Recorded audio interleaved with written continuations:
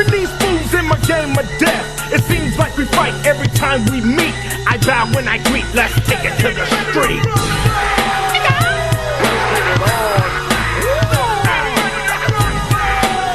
Street fight. So I was just scrolling through Twitter, and I saw this very I think you mean skeet.com or whatever. What the hell?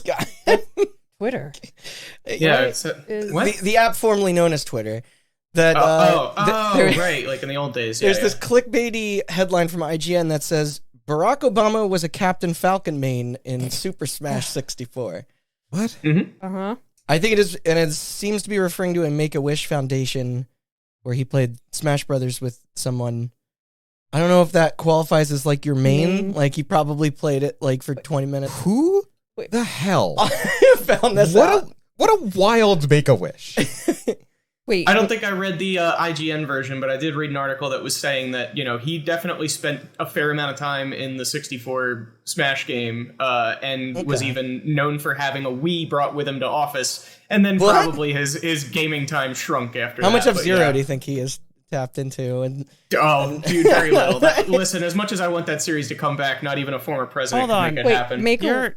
You're jumping over the fact that somebody's Make-A-Wish was to play Smash 64 with Barack Obama. It's not even the right Smash Brothers, I agree. Or the right person. John Cena. That makes more sense. He'll drop everything at the, like... Yeah, well, remember that old meme of that girl, the blogger who had a crush on Obama? No. You remember that? No. What? You remember that, right? You're shaking your head over there. Austin, I'm not crazy. That was, I think she made like a song. It was... The OK Boomer girl? Oh, was that the same person? Because she was a Bernie person. We're not nearly terminally online. All right, that brings me to my question: Who would Biden play as? In 64, You'd have to pry his hands off his Pong controller. Well, wait, Joe Biden is a sole bad guy player in Guilty Gear Plus R. I don't know what's That's a joke meme. and what. No, somebody competes under the name Joe Biden. oh, That's pretty good. Yeah. if I ever get a Make-A-Wish, I want to play Power Stone with Angela Merkel.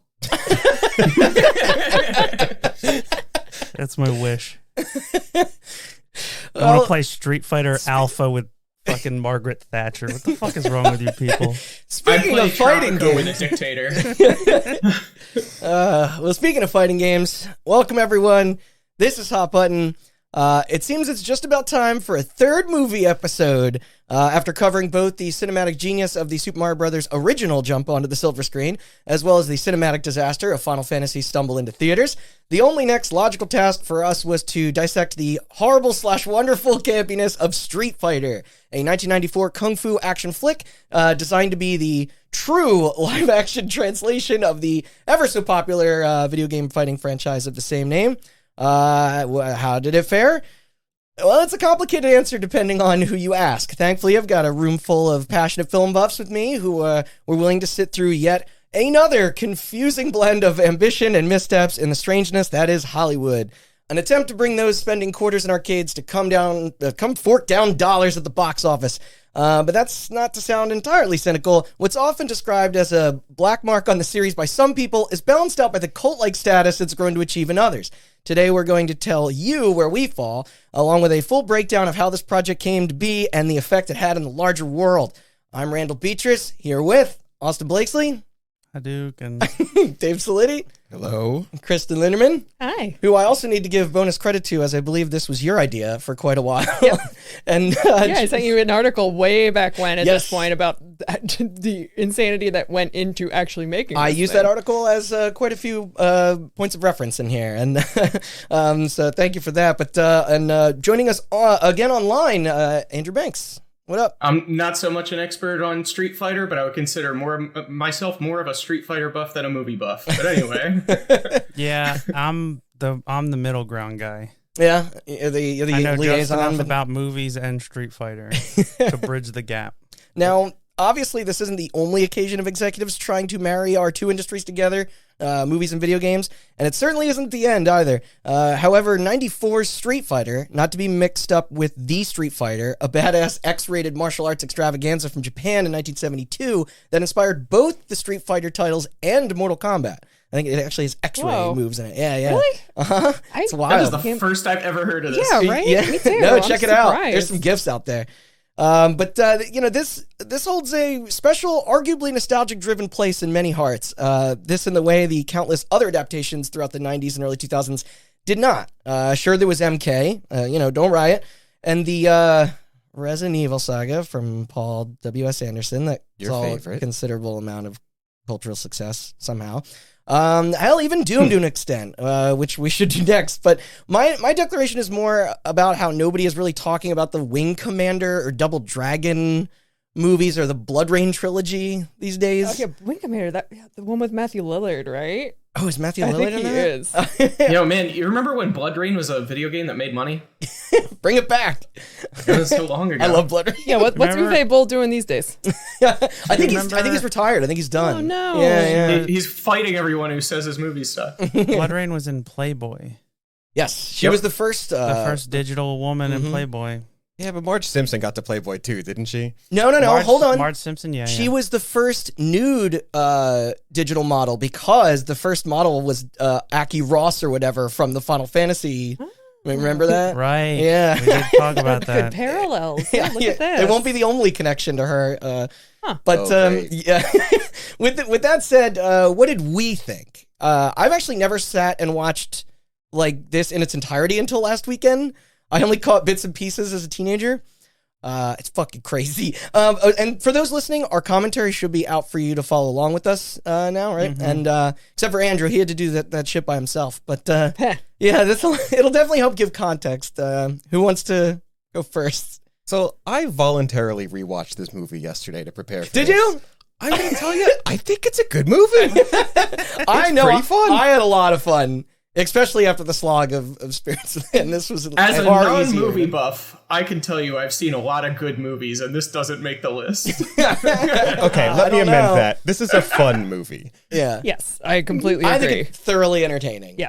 I mean, obviously we have a recording of it, but I feel like I didn't actually save a whole lot during the commentary because I was actually like watching and enjoying the movie. Yeah, unlike when we were getting trailing off and using the bathroom and stuff for Spirits, this one we were engaged. Yeah, and there was just probably like a momentary silences where we're just kind of like forgetting that we're just watching it. I will say that since we were talking, there is some wild use of sound effects in that movie that we just did not catch. There is some There's Looney Tunes boings shit. and twangs and What's at better one point Balrog's arm charges up like an engine. Tasmanian Devil.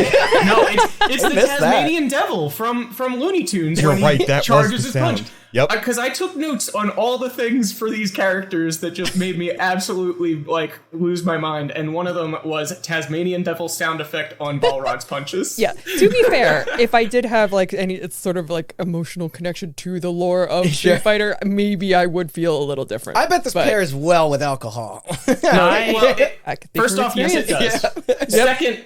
Second, I'll say that Street Fighter doesn't care all that much about the lore of Street Fighter. Okay, fair enough. and it was a fool's errand to try to make a realistic movie out of it.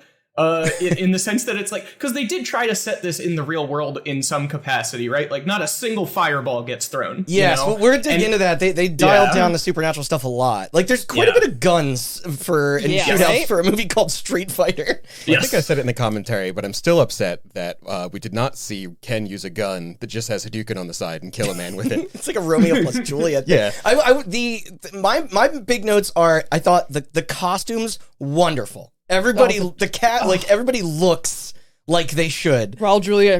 Yeah. Oh yeah. She's Pretty chewing close. this scene. Yes, he's picking his teeth at the scene. I'll say that I'm surprised that a movie made in the early 90s had the restraint to not give Cammy her actual like arcade costume. Yeah, and she's like the only one, because it's like they probably ran that by an actress and she was like, hell no. You know what I mean? Like it was like, do you have anything that looks like it could be that character but isn't that? And they're like, yeah, we'll come up with something. The other thing I got to point out is that the hip hop soundtrack, full of original tunes that where they say the name of the game in the it's like the only lyrics to the one. It'll just go Street Fighter, and then it'll just like be beats for like 90 seconds. Bring It it back. worked so well for Mortal Kombat. This makes me It's think of true. the Donkey Kong rap. That's got nothing on Buck Bumble. So this is my third or fourth time watching this movie. Yeah. I think it's fantastic. I think that it we're going down the list. Spirits Within was a anomaly. Yeah. But the Mario Brothers movie is the best video game movie ever made. Agreed. And this is number 2. And I think we're doing number 3 next because that's the original Mortal Kombat. Yes, we are. I don't know about Annihilation. We genuinely were laughing at the who is it? Was it Balrog? Who was like, change the channel. That was No, Zangief. that was Zangief. That was Yes. Zangief. One of the notes I did make is Zangief has the best line. Yes. So. He rules. And That guy holy rules. shit, looks like Oh, yeah. Zangief. Like it's like he came first Yeah. and then the game happened. It's too It's perfect. like, obviously, TV now, we got a lot of actual good video game. I hate League of Legends. Like, so much. And Arcane is Arcane. one of the best things ever made, ever, by anyone. It'll be back in 2-3 years. 3 decades. Yeah. And The Last of Us is also incredible, but there's something to, like, the Missing the charm of the camp. 2000s on, Yeah. where they were just like the Resident Evil movies you mentioned, where they're like, you know, The that Tomb whole Raider. thing? Yeah. Just put an umbrella logo somewhere and put zombies in it. People will understand. And then it's like, that was terrible. And then they tried to make an actual Resident Evil movie, and it was worse. Yeah, that was. I will. So kind Sorry, of I have like too much to say about dovetailing that. off of that, like, Mm-hmm. and maybe I just missed it because, again, I really am not super familiar with the Street Fighter franchise. It didn't really seem like they were pandering to audiences too much. Not like, yeah, they didn't just have the umbrella logo thrown in there and be No. like, oh my They god, did I have- recognize that. They were doing like the fighting move, like Honda had the. Oh, they had a The, bunch of like, moves in fla- there. yeah. There's the Shadaloo is a place. They had Bison's But logo. nothing like too, like, I don't know. No, like nothing. shameless. Nothing winky. But like, you know what? yeah, like, you know what the fucking Resident Evil movies don't have? A John Wayne Gacy clown that looks like M. Bison. Oh God, I forgot about that. How could you forget? Best scenes in the movie. This movie is incredible. It's like Watch they're it. like the Mario Brothers movie. They're like, all right, make a Mario movie, and they're like, okay, but what if we made Blade Runner? And this, I don't know what. I guess like they're like, what if we made Black Hawk Down, but with Ryu in it? And I'm like, all right, cool. Okay, as far as the wink and nod stuff goes, Kay, I'll say that something that genuinely impressed me was that there's that scene in the locker room toward the end, and Ken does a thing that's sort of like if you do the light version of the Shoryuken. It's like it's so close to that animation. It was definitely on purpose, although like it didn't like really give you like the It seemed strength like the that fight attack was supposed choreography to have. had like like they were trying to follow. Yeah, once they actually allowed the actors to fight, the fighting was pretty good. Yeah, it's Just very a lot of guns. It's very like they bury the lead on that. Oh, like, yeah. you don't see any two characters fight, and then suddenly there's a bunch of them happening simultaneously in the final act. Yeah, the other stuff that I would say is a wink and a nod is basically the existence of most of the characters in this story that they constructed. It's like, oh, I don't know, what if Balrog was a camera guy and Honda ran the news truck? Like, the whole, like, the Austin motivation... mentioned they flipped the roles between some heroes and villains, Just too. two. Yeah, so... Because Balrog's supposed to be a bad guy, and DJ's supposed to be a good guy. He was always a boss Which guy. I don't want to just say, are they racist, and then just switch the two black guys, right? but maybe they did. Maybe. But also, it's like, yeah, just the fact that these characters are there. Like most of the characters' motivations in the source material is just, I want to be the best and show that I'm the best, so I go to this tournament that the bad guy's holding, and they They like gotta take some liberties. Or yeah, they Andrew, like didn't do that story at all, you know. Andrew, do you think it's that, or do you think it's the fact that they wanted Balrog, the American, to be a good guy, and the Jamaican to be a bad guy? You know, that's a good argument, especially since they're sure to like zoom the camera in on the American flag tattoo when Guile flexes too. That tattoo looks so fake. You know what? You could be right, man. Yeah. So that's our thoughts, more or less, bringing us to the summary of the plot. Dave, as you were gracious enough to help us understand just what the fuck was even happening during the Spirits Within, following our viewing of that I battle. helped. I would like to say that we did not buy the novelization for Dave to read because it was only available know. for like $100 If on the- eBay. I toyed It's a with comic. the idea. There's got to be Yeah. a PDF version of it out there somewhere. You could. I found a Reddit thread of somebody begging for somebody to give them a PDF of it, and nobody could find one. Oh man. So, would you care to explain the narrative? And it's got to be more coherent. Well, yes. So there is a solid through line in this movie of events happen and other events make sense that happen afterwards. So I should have a considerably easier time of explaining this one. I will say before you start that this is the most coherent plot out of the 3 video game movies that we have done. That's true. Between the Super Mario Brothers movie and Spirits Within and this one makes the most sense, which is insane because it doesn't. Yeah, but like, D'Souza, he knew what he was doing as far as like building the structure of the thing. Yeah. So our Lots movie, of characters, though. Well, yes, a lot of characters Fewer tossed than in there could have for- been. Yeah. So our movie opens with a civil war going on in the country of Shadaloo. Now, first thing I've noticed, this isn't a civil war. This is just M. Bison against the United Nations. Well, sorry, the Allied Nations. Right. Yeah. Not Which they look like legal, like just yes. close enough. They have the They blue got the helmets. blue and- helmets, yeah, the and white everything. lettering. They're the United Nations. Yeah. But yes, so the Allied Nations is trying to fight back. AN. Hold on, Andrew. Yeah. Doesn't Chun-Li work for Interpol?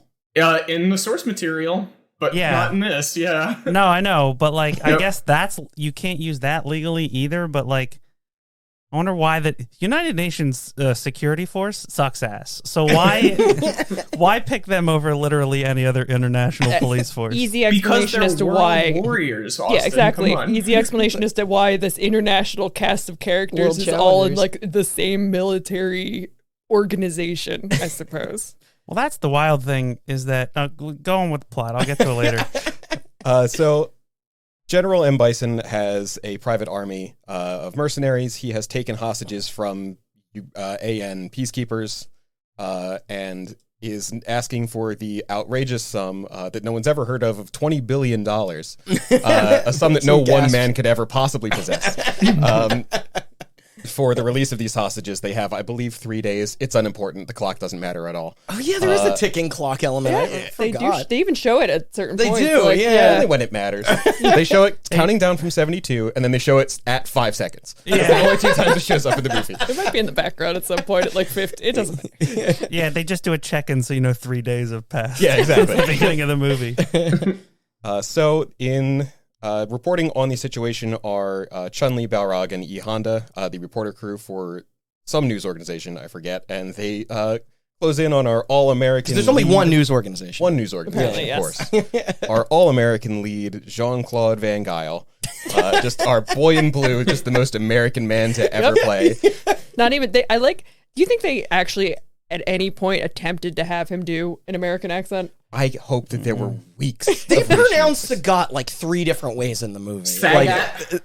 Sagat, like Yeah, Cybot. that's the crazy thing is they're the world warriors, right? Yeah. And it's like we're already Chun-Li is not Chinese, even though she is in the game. So she's more American than Guile, the American from Street Fighter. who does Yes. not sound it at With all. an Well, American no, flag. Ken's Yeah, American. the dude, they got the tattoo. He's the dude who works for the military and has the American flag tattooed on his bicep, but he's got like a Belgian accent. I did. more I- American I, than that. I jotted down a note here, and maybe Dave was going to get to this at some point, or maybe Randy was. But for a character that they spend the entire movie pronouncing Ryu, Ryu. Jean-Claude Van Damme puts in a Ryu and pronounces it correctly for all the other people that Yep. he pronounced incorrectly. And I don't know if they let it rock because they thought that was just his accent and didn't want to criticize him for it, or if they just like accidentally let him pronounce it correctly. I'm really not sure. They got him in the ADR booth, just let him do whatever he wanted to. Yeah, Yeah, editor yeah. fell asleep. I don't know. So Jean-Claude Van Damme, Guile, at this point, is calling out to one of his friends who has been captured, Charlie, effectively signing his death warrant by knowing that one of the people who's coming after him is, friends with one of the peacekeepers. Right? Yeah, huge tactical error. So Charlie Carlos Blanca, wink, wink, is chosen to be experimented on to become the first of M. Bison's genetically enhanced super soldiers. So he's strapped into. They put some dye in him. Yes, we'll get to the Kool-Aid. Yeah, Spirit Halloween wig. So, a second captive, Dr. Dalsim, straps Carlos Blanca into a machine and starts showing him just images of like war footage, like raw war footage, houses burning down, and like people kicking puppies to like Yeah, essentially you get program Clockwork him. Orange. Real quick, I got another question for Andrew. Is Charlie is not in Street Fighter 2?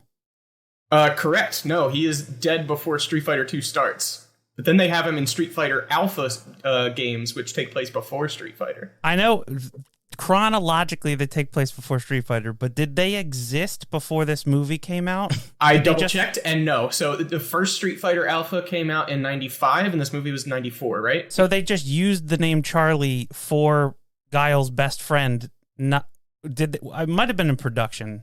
I don't know, might have I don't know done what that. they're talking about either. It's So like some there's buzzes to me a ears. character from Street Fighter Alpha named Charlie Nash who is Guile's best friend, and he dies before Street Fighter 2 happens.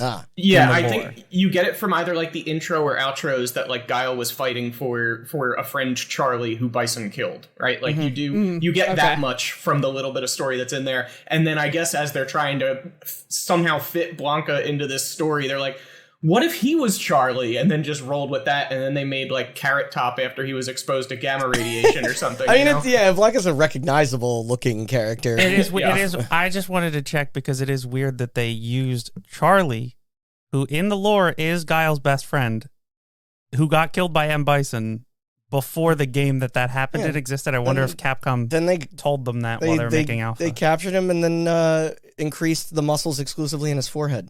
Yeah. Don't worry, we'll get to the wonderful prosthetics later. The reveal is Carry on. just chef's kiss. Yeah. So yes, captive Dr. Dalsim begins reprogramming Blanca. Dalsim, should be said, not super happy about it. In chains the entire movie. Yes. As I believe his character is in the games as well. So sure, why not? We'll explain it that way. So he's doing this against his will. Then we flash out to a black market where we see Ken and Ryu selling guns to Sagat and his cage fighter Vega. The guns that they sell them are discovered to be fake, so we find out that Ken and Ryu are both just con men trying to con a criminal organization with Nerf guns. Always fight a their way smart out. idea. Yes. They attempt to fight their way out, get captured by Sagat and his team. And The Nerf gun reveals like one of the few like jokes that set up. Otherwise, the movie plays it relatively straight. It also like, plays it very much like a Looney Tunes cartoon. Yeah.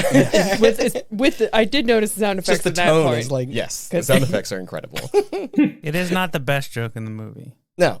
We'll get to that later. Yeah, like at the hour mark, the movie It completely remembers that it changes wants tone. to be a comedy. Yeah. Yeah. So they get captured. Ryu is now going to be fighting Vega in the cage, but the entire party is busted down by Guile and a tank with what appear to be nuclear missiles on the front. So good. Because so everyone is fucking good. everyone in the area is breaking curfew, so this one man arrests 200-300 people. Yeah. Just as I'll go along with it. ICBMs strapped to the top of his tank that he just drives Into a building. into a building. They were so through a afraid that he building. was just going to nuke everyone that they surrendered. If you're gonna storm into a building full of people and arrest them all, a tank is not the best option. I'm just gonna say that. Tanks are not meant to fight individual people. You can just climb on that shit, pull Guile out, and kill him. Don't tell them that. Okay, so after everyone is captured, Guile is speaking with his crew, T-Hawk and Cammy, when a prison brawl breaks out between Sagat and his goons and Ken and Ryu. So after the prison fight, Guile thinks that he can use Ken and Ryu to infiltrate the enemy organization. He approaches them, offers them if they were to help him, he can help them get out of the This situation. is how that convoluted ass plan starts. Oh boy! So technically, you don't see them make an agreement. Yeah. So after that scene, Big they're reveal. being transferred from the jail to presumably second jail, I guess. And Ken and Ryu stage a breakout wherein they steal the keys for their shackles from one of the guards, and also release Sagat and Vega, who are now ingratiated to them. Yeah, they're hijacking a truck. A gunfight with very real bullets breaks out between all of the UN peacekeepers who presumably have no idea that there's possibly a plan going on and shooting real actual guns on these actual escaping convicts. But then Ken gets a gun and begins shooting at Like he has in the game.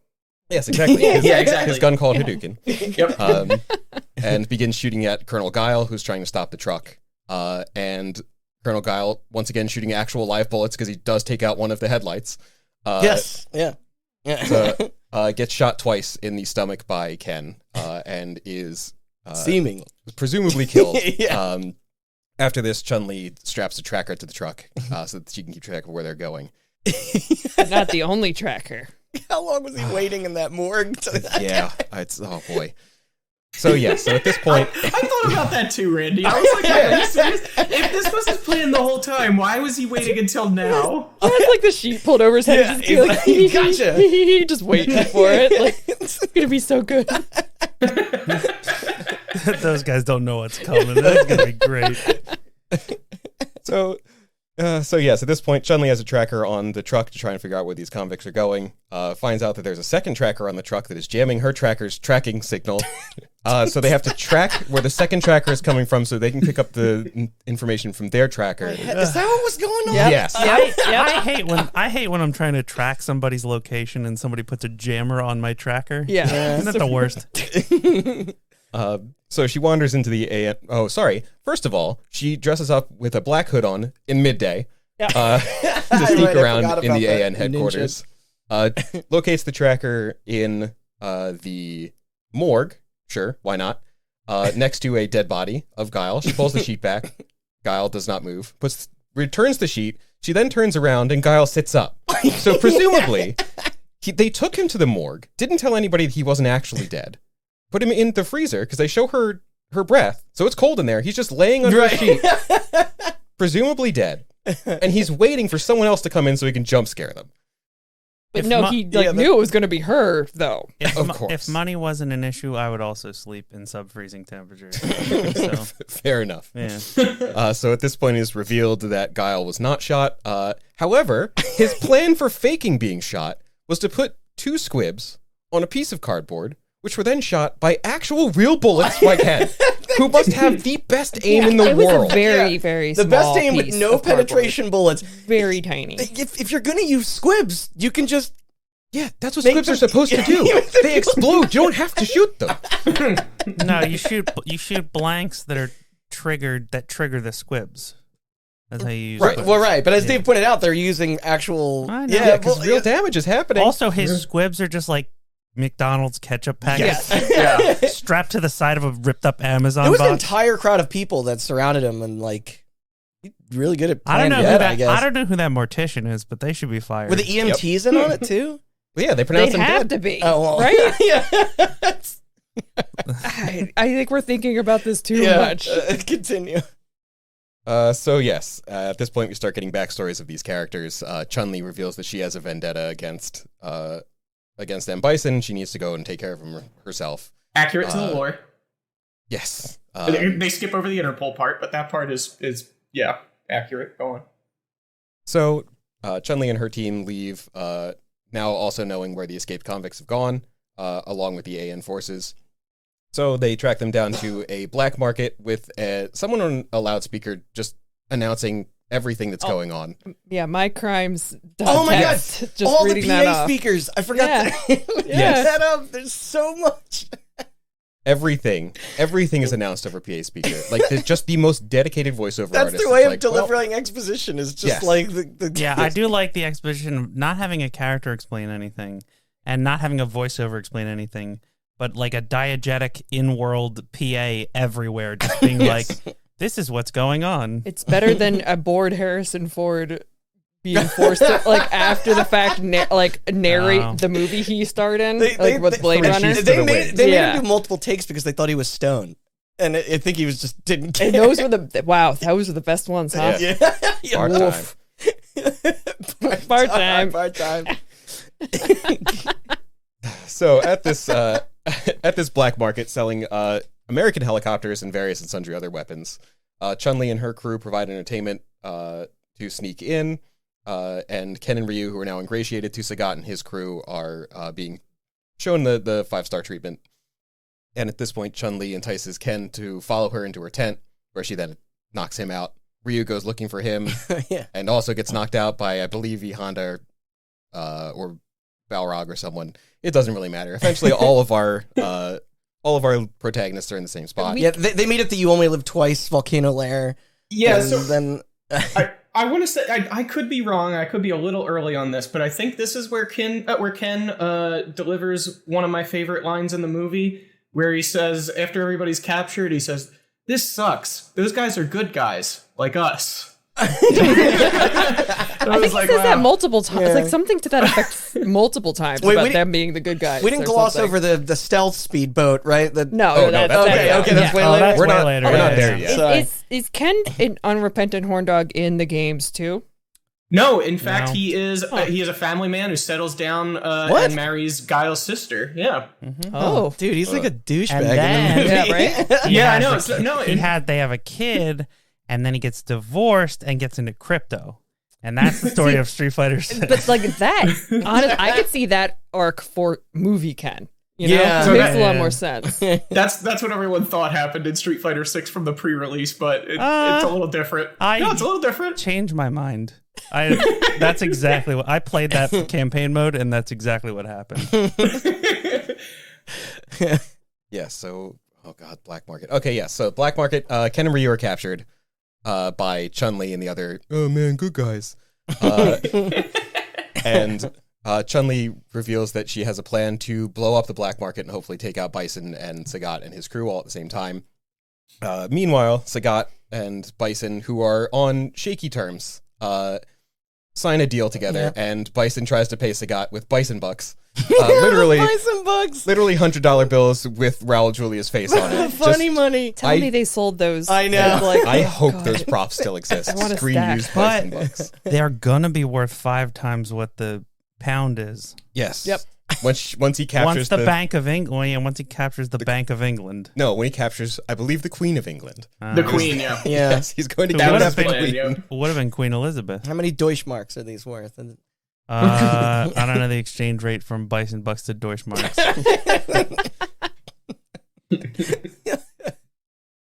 So at this point, Ken and Ryu are stuck in the middle of a fight between the two criminal organizations. They try to smooth over the issue by selling out Chun-Li and her crew.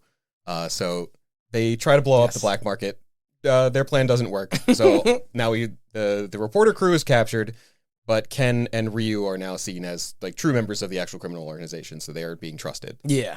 Now we go They're to the moles. Yes. So now with everyone being captured except for Guile and his crew. Yeah, this is what we get.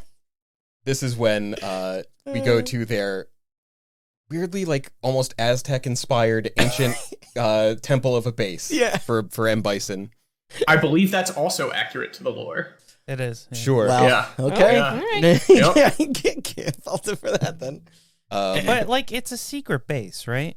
Uh-huh. And they're like, M. Bison is somewhere in Shadaloo, and it's like nobody thought to check the ancient Aztec temple. Covered in radar dishes and guns. Yeah. They were like, no, too obvious. Yeah. They wouldn't be in there. That's where every evil dictator would put their base. Ken and Ryu are in good with the bad guys. Everyone's captured. Oh yeah, this is where we get the weird torture scene with E Honda getting whipped. Oh! And Oh my with the god, little yeah, smile. when he Yeah. smirks to him. Yeah, it's a little uncomfortable. But apparently a part of Yokozuna training is just learning how to dissociate, like, entirely. Yeah. So he's... I don't know, I mean, he could have just been a masochist and into it. Well, no, he does explain it's part Yeah, of we know. my Yeah. brain can be elsewhere. Yeah, he looked like he was in Wrestlers pain do. after. Yeah. Yes. Yeah, it's That's the most blood it's we just see. disassociation. And it is Yeah. unhealthy. Exactly. So the important part of this is that they just break out. So, like, really, that scene was very, very not necessary. Yeah, because without, they were able to pull like the little like hoop holding Yeah, their they- chains they in flex place and bust with out like everything. in seconds. Yes. That is the shoddiest workmanship. It is fun. I made this comment on the commentary, but it is funny to have like this high tech base with like radar dishes and all this shit. Then the torture chamber just looks like a medieval Yep. torture. Yes. Like there's like rusted axes and Well, you can... flails on the The wall. room next where all the TVs, like, Yeah. I'm pretty sure when you put together a torture room, you have to actually purchase rusty tools. Like, Yeah. Yeah, um, it's part of it. become yeah. stock. Yeah, exactly. So at this point, we then also see that Chun-Li has been creepily separated from the others for a private Yeah. audience in my chambers. Yeah. So So we will. And oh boy, what a chamber it is. We will It snap could to have the been chamber. worse, like the anime movie. Everyone take a break from this and go rewatch that scene. we with Chun-Li and do get the Bison. great line in Yeah. cinematic It's history. Just but- take in course. that Oh, yeah. room. Take in that room. Yes. Oh, the room Glorious. with the painting. Look at the background. Yeah. It's Pay attention amazing. to every piece of decoration. The skull chandelier. Yeah. Ah, It's the glasses. glorious. The glasses that he pours the drinks into are amazing. I Yes. forget what is Oh it. my god, they're just like this. You have like this ornate like silver. They're amazing. You even have like little like didn't he umbrellas. change too into like a velour version of Uh-huh. this? The Yes. very Yes. first thing he did. Yeah, Yes. like leopard And skin. he changed hats. He has a hat in every color. That's right. Uh-huh. Dave, don't tell Dave, but for Christmas he's getting the biggest possible canvas print of that painting The of John Wayne Gacy one, or the No, I can't find that. the but Pogo the Pogo the clown. the M. Bison one where he's on the horse. If you could get that, can I give you the dimensions of like the wall of one of my rooms? Just get printed. Yeah, I'll just get you a fat head that covers the whole wall. Perfect. More we can scare my cats with it, the better. So we now, yes, as we had seen, Chun-Li has been creepily separated to M. Bison's private chambers Slash gas chamber. / gas chamber and Haven't panic gotten there room. just yet. Of course. You're getting ahead of him. Yeah. And as we're all admiring all of the wonderful decorations on the walls, including skull chandelier, as we had mentioned, M. Bison as Pogo the clown, aka John Wayne Gacy, the serial killer, Never addressed So fucking actually, bizarre. and which makes it way better. and also M. But Bison on a should- horse. It should be noted. No way that's a coincidence. Oh, no. No, that's no, that's no. absolutely It's intentional. fucking Pogo the clown. Yeah. It's Yeah. not like it's not just like a clown that kind of looks like Yeah. John Wayne Gacy. Yeah. It's exact. He's in the same pose as the famous photo. Yeah, It is- with it the is makeup very and much. everything. Yeah. Yeah. Am I having a stroke or did John Wayne Gacy actually paint himself as Pogo in that? He did. He Yeah, okay. yeah. Yeah, he painted a lot of Yeah. stuff for people. Yeah, I think that is the specific reference Yes. it is making, which he is painted wild. one of the ones he painted was for G.G. Allen, right? One of the probably. Pogo That paintings, I sounds think. right. Yeah. So, and then we get. I'm not even going to do the line because you all know exactly which one I'm talking about. Just go to YouTube, pause this episode, listen to him deliver it again because I can't even do it justice. It's Best line from Street Fighter the movie. Yeah. Yeah. Yes. Or just, I'm pretty sure if you just put in best line ST and just let it autocomplete, you'll get the rest. You'll get there. Probably. Yeah. Or just Google- it'll take you where you want to go. So at this point, the rest of the crew meets up. Ken and Ryu meet up with Honda and Balrog after a short misunderstanding. They find out they're working for the same people. And another thing that I noticed on rewatch is that Chun-Li is kicking the absolute shit out of M. Bison. Like, she is winning that fight until those Yeah. idiots fucking show up and ruin everything.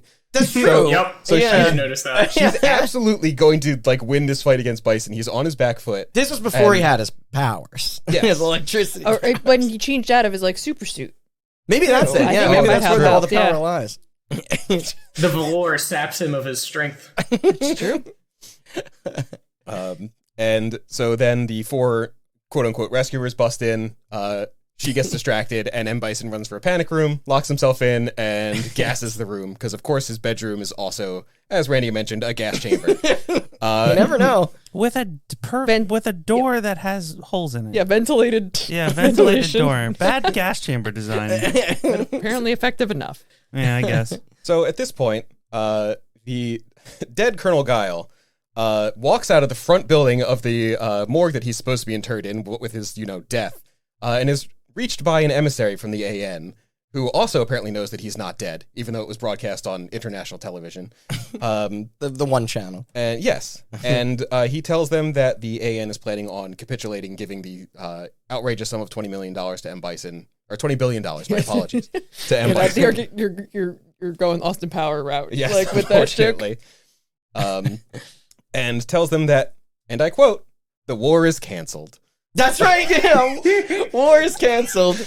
Oh, this wave of disappointment from all of these eager soldiers. So at this point, Guile gives an address to the soldiers saying that the AN wants to capitulate and cancel the war. Very passionate. Or we could just defy orders and form our own private militia. So at this point, Which they Guile... immediately Blackjack come to and the Rickers. conclusion. Like, Yeah. it's like, what was the point of it? Yes. So Guile is now a private warlord himself, has his own private army of, now, I guess, men without a state, because they're all war criminals now. Anyway, of various different countries too. Yeah, exactly. Those I'm trials also are going to go gonna on say- forever. That speech was no Independence Day. We won't go quietly into the night. You No. know, like I don't know that was really going to boost the morale of everyone there. It wasn't all that great, if we're being honest. No. Did everybody slow clap afterwards? I don't remember. No, they were just like No. they were like Oh yeah, they were it's doing just a little the silent nod. Yeah. Yeah, because at that point he scrambles them all, and they all go hop down to the water onto their That's boats. right. Yeah, they literally walk 10 feet, and they're like, eh. Yeah. Yeah, and then the comically posh like British emissary from the AN is just like, you know, like, oh my word. And he's like all like He gets water splashed on his glasses, and he takes out his handkerchief to wipe them off. And yes, goes out to hold, but I have orders, and then drops them in the water like a real dweebus. Oh yeah. Yeah. Real shut up, nerd. Vibe. Yeah, exactly. So the last line, the guy gets the last line in because the guy tells him that he needs to stand down, and he says, "Oh, I wish I could, but somebody just fired me." And he gets into his stealth boat that was very obviously made to be a Hasbro toy. Yes. Oh yeah. We'll get Yes. into that. Also, his stealth boat that has his name written on it. Yes, his name, not like Rip or Deceased, just, you know, it's my boat. oh yeah, Who could he ever walked know? out of Faked the his building death he and got walked out him of also had his name Yeah, on He's it really as laying the low. commander. Yeah. the AN branding is very strong. Yeah, he's doing just a terrible job of pretending to be dead at this point. He's just broadcast on national TV, getting in boats with his name on it. So the stealth boat goes up the river to be the first one in to take out the radar station, so the other boats can then follow up for the rest of the army. Yeah. And so they activate their active camouflage and begin taking out radar towers very loudly Yeah, then with very just large start guns. shooting everything. So we have the stealth boat just exploding things and leaving just the biggest wake, like both of destruction and on the water. So once again, not very stealthy. Nobody could possibly think there's a boat there in the jet wash. Too bad it didn't go fully invisible and just had him sitting like uninvisible. Let's imagine for a second that the way that this boat was stealth was only that it avoided radar. And then they go to shoot the radars, and then they're like, "Sir, our radars went down." And it's like, what other possible conclusion could they come to other than someone is there? Well, we get to see exactly what they're thinking later when we see a close-up of them going to visuals, trying to figure out exactly who's there. And they see no boat, but a wake. Oh, that the wake is unmissable. So at this point, Yeah, they but a wake made by what, Dave? you'll never know. Could be a really large duck. Dolphin. Yeah. Why are there bullet shell casings coming out of that dolphin? Angry dolphin. He was shooting radar dishes and trees, and I'm not really sure what exploded. Because he was shooting them with bullets. All radar dishes are just loaded with TNT. That's why they were I red. guess. In the 90s, yes. It was one of those gas-powered radar dishes. When they're out in the jungle, you know, they got to get the energy Oh out yeah, from and the those generator somewhere. gas-powered trees. Yeah, yeah. Yeah. So the stealth boat starts taking out the radar. We get a hilarious shot of just a jet wash or a boat wash with absolutely no boat in it. Everyone's completely confused as to what could possibly be in the middle of the water, taking out all of their radar. They jam their stealth with their stealth jamming technology. Sure, why not? We get a hilarious second shot of Bison being kind of surprised by the fact that there's a boat-shaped boat in the middle of the boat-shaped wake on the river. But at this point, Gaio reveals he's alive, which then also outs Ken and Ryu as being marked for death. Yeah, So he's very good at this. Yeah. Just completely burning his Did not think agents. about that. And Bison gets into his floating Senate seat from the Star Wars prequels and begins launching mines at the stealth boat using a fight stick from Street Fighter. Which Yeah. I thought that was a pretty good nod. pretty Yeah, great. I'll take that. That Yeah. was a little. Okay, maybe that was the most overt. Like That's definitely wink, the wink, nudge, nudge. So I That's think the silliest. I think that At the, one point, he aspect. hit all 6 buttons, though. You don't do that. in Yes. the game. Oh, you do it. You would do do if it you're if button you're playing. mashing. Yeah. Right, you would do that if you're playing Darkstalkers. Come on. He's not playing Darkstalkers. He's lighting off mines. I don't know why the controls for the mines are that. You got to do Dragon Punch motion and then medium kick. And Why that sets wouldn't you off just the hit mine like closest to one the boat. button that just lets the mine get like? They said they were proximity mines. You don't need Yeah. to remotely set off You don't need- proximity yeah. mines. Those are remote mines. I didn't even play GoldenEye. so during all of this chaos, Dr. Dalsim uses the fact that nobody's paying attention to him due to all of the things that are happening topside to change out Blanca's programming from pictures of burning buildings and people kicking puppies to just weddings and the same 4-second clip of MLK about 5 times. Yep. Just I have a dream. Yeah, it's like I have a a kid on a dream. playground and then just I have a dream. I have a dream also, like, is only uplifting in the context of a dark background anyway. Yeah, the So if you connotation wanted of that is kind of like Yeah, if you wanted to only show him uplifting stuff, like, probably there's better candidates than the MLK speech, you know? Yes, for sure. Is this before or after Dawson tears out all of his hair? We'll get to before. that. Okay. Yes, he still has his Is this when he gets the stuff spilled on him? Yes. Okay. So, back up at the boat. I'm telling this a little bit out of order if anybody's wondering why. That's like, fine. You know, It's all happening not parallel exactly too. Yeah, exactly. Yeah. All this stuff is concurrent. I'm trying to, not do as many scene cuts as they do, or else I'd be here for a day and a half. So during all of this commotion, Dalsim is reprogramming Blanca, who has just the most adorable smile on his face now, underneath his virtual boy that is programming him in both eyes. That's right. It's a virtual play. So we flash back up. M. Bison button mashes, hits all 6 buttons on the fight stick at once, and the stealth boat explodes. So everyone goes back to considering that they think that the intruders are now dead. All of the base goes back to standing down. So Dawson gets immediately caught trying to reprogram Blanca, and the big guard guy who's with him as well starts to fight Dalsim, knocks him into the DNA mutagens, which is just bags of Kool-Aid. And he gets splashed with the DNA mutagens during that fight, but also destroy the console that is holding Blanca in. So Yes. Blanca's only 92% cooked most of the way with bad programming, but some with good programming and some still just him. Yeah, I like that it had like a little on the screen. It was like a crude picture of like his muscles expanding, but then when he pops out, he's like, not no. I mean, he's smaller He's than an athletic, Zangief. though. I don't know. They like- had yeah. then that was even they had a body double for him too. So Really? I guess That was their yeah, body you would think they double? would have gone a little beefier, but I don't know. So the almost done Blanca is now released from the mutagen cage that he is in, and the virtual boy is removed from his face for us to see just the spirit Halloween prosthetics, his caveman brow, very much just put on with Play-Doh and spray He paint. does look like one of They the tried. Geico cavemen. Just Yes, like, it's green truly spray incredible. paint, Yeah. And just an orange carrot top wig, like we had mentioned earlier. Yeah. Looking nothing like he is in the game, but he's No. takes out the guard that's fighting Dalsim to protect him, since he recognizes Dalsim as somebody who was trying to help him somehow. I think, I don't know. That seems not particularly. just it's fine. So we then cut to Guile, Cammy, and T-Hawk emerging from the water, infiltrate the base, having not been blown up by M. Bison's wonderful moves. Once inside, Guile runs into Blanca, who's now in a destroyed lab, and finds out that Blanca isn't fully turned. Dalsim explains to him that he can still kind of be saved, and it's not Guile's place. Guile's about to shoot him. Yeah, he was like immediately going to. Yeah, he's like, "Don't worry, I'll take you out of your execute misery." him. Yeah, like no questions asked. Yeah. It's not the best reaction to have, but yes, he does hold a gun to Blanca's head, who seems actually to be accepting of it. So I think the partner Yeah, is still Carlos. Listen, if one of you breaks your leg, it's fine. I got it. you, Yeah, Andy. it's Yeah, if I just come out with a whole bunch of Play-Doh stuck to my face, you guys know what to do. Wait, also, we did skim over while he was in the stealth boat on the way to the mission. He put in like a home movie of like There's a Guile VHS player in the yeah, exactly. It's boat. like that seems pretty dangerous to Dashboard. watch while you're piloting this boat. Also, why did they put a VHS player and a TV in this boat? Like, did they anticipate like long trips where they'd need some entertainment? I'm a little confused on that too. Yeah, I kind of skimmed over that because I watched it twice, and that scene still didn't stick out in my mind because it really made no difference and added absolutely nothing to any characterization. So yes, Dalsim reveals that Blanca isn't fully turned.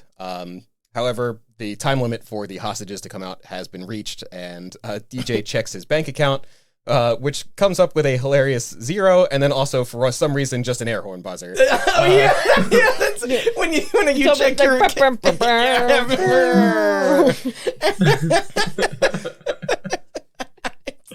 It just imagine pulling out like my banking app on my phone in public. It just goes. Like, everyone around me knows. Someone should do that. So Bison plans to use Blanca to execute the hostages that he has in order to show the world that he means business, so he can get his money.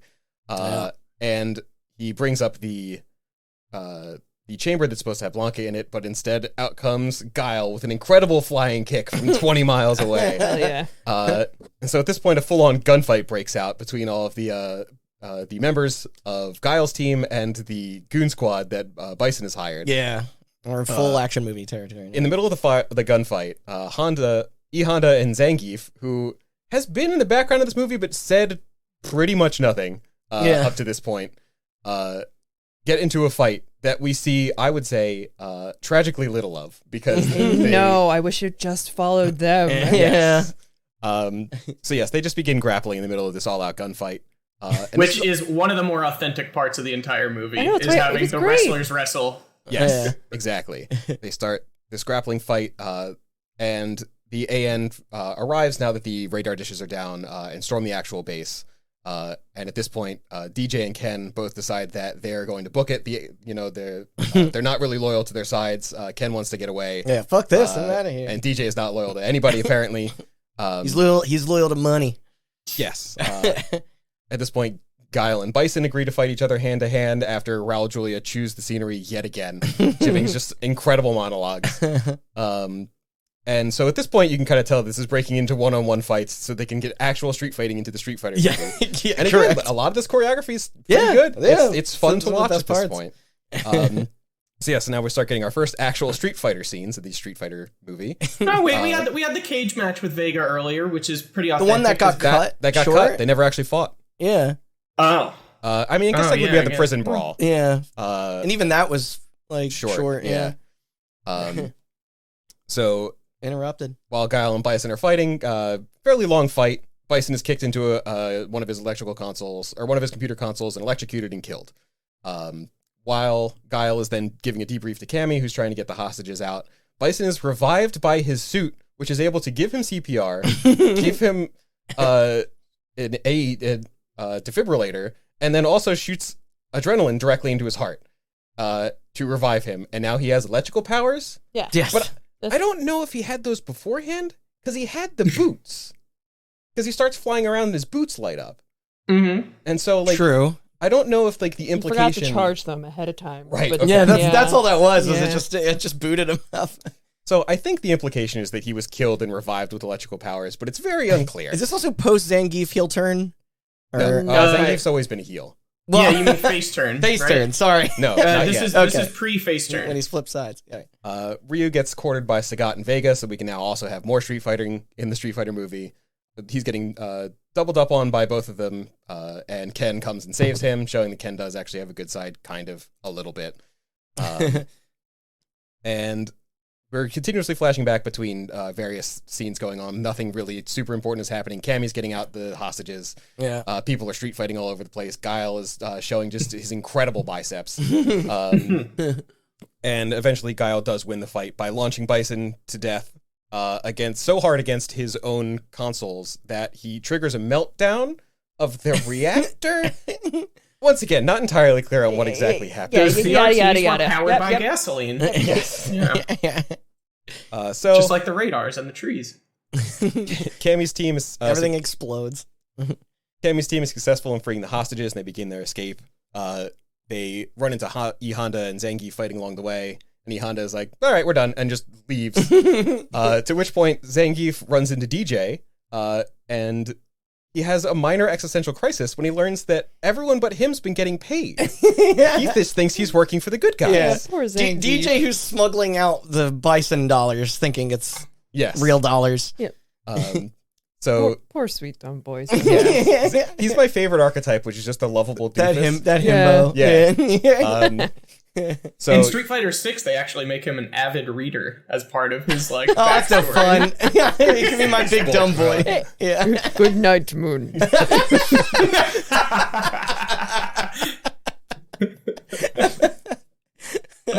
this is where Zangief has his face turn, where after finding out that he's been working for the bad guys and he's just a big dumb boy, he helps the hostages escape by holding on to one of the blast doors in this ancient Aztec temple in Southeast Asia, and helps everybody get out.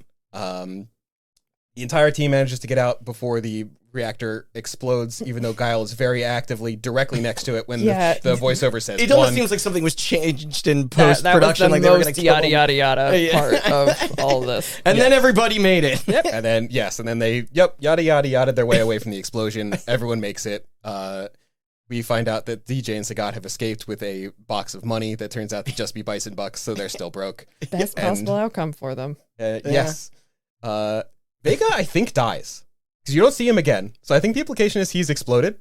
Yeah, he's just knocked out in that locker room. And maybe you're right. You only ever see Sagat get out. So he's certainly not a part of the Anchorman freeze frame. No. Yeah.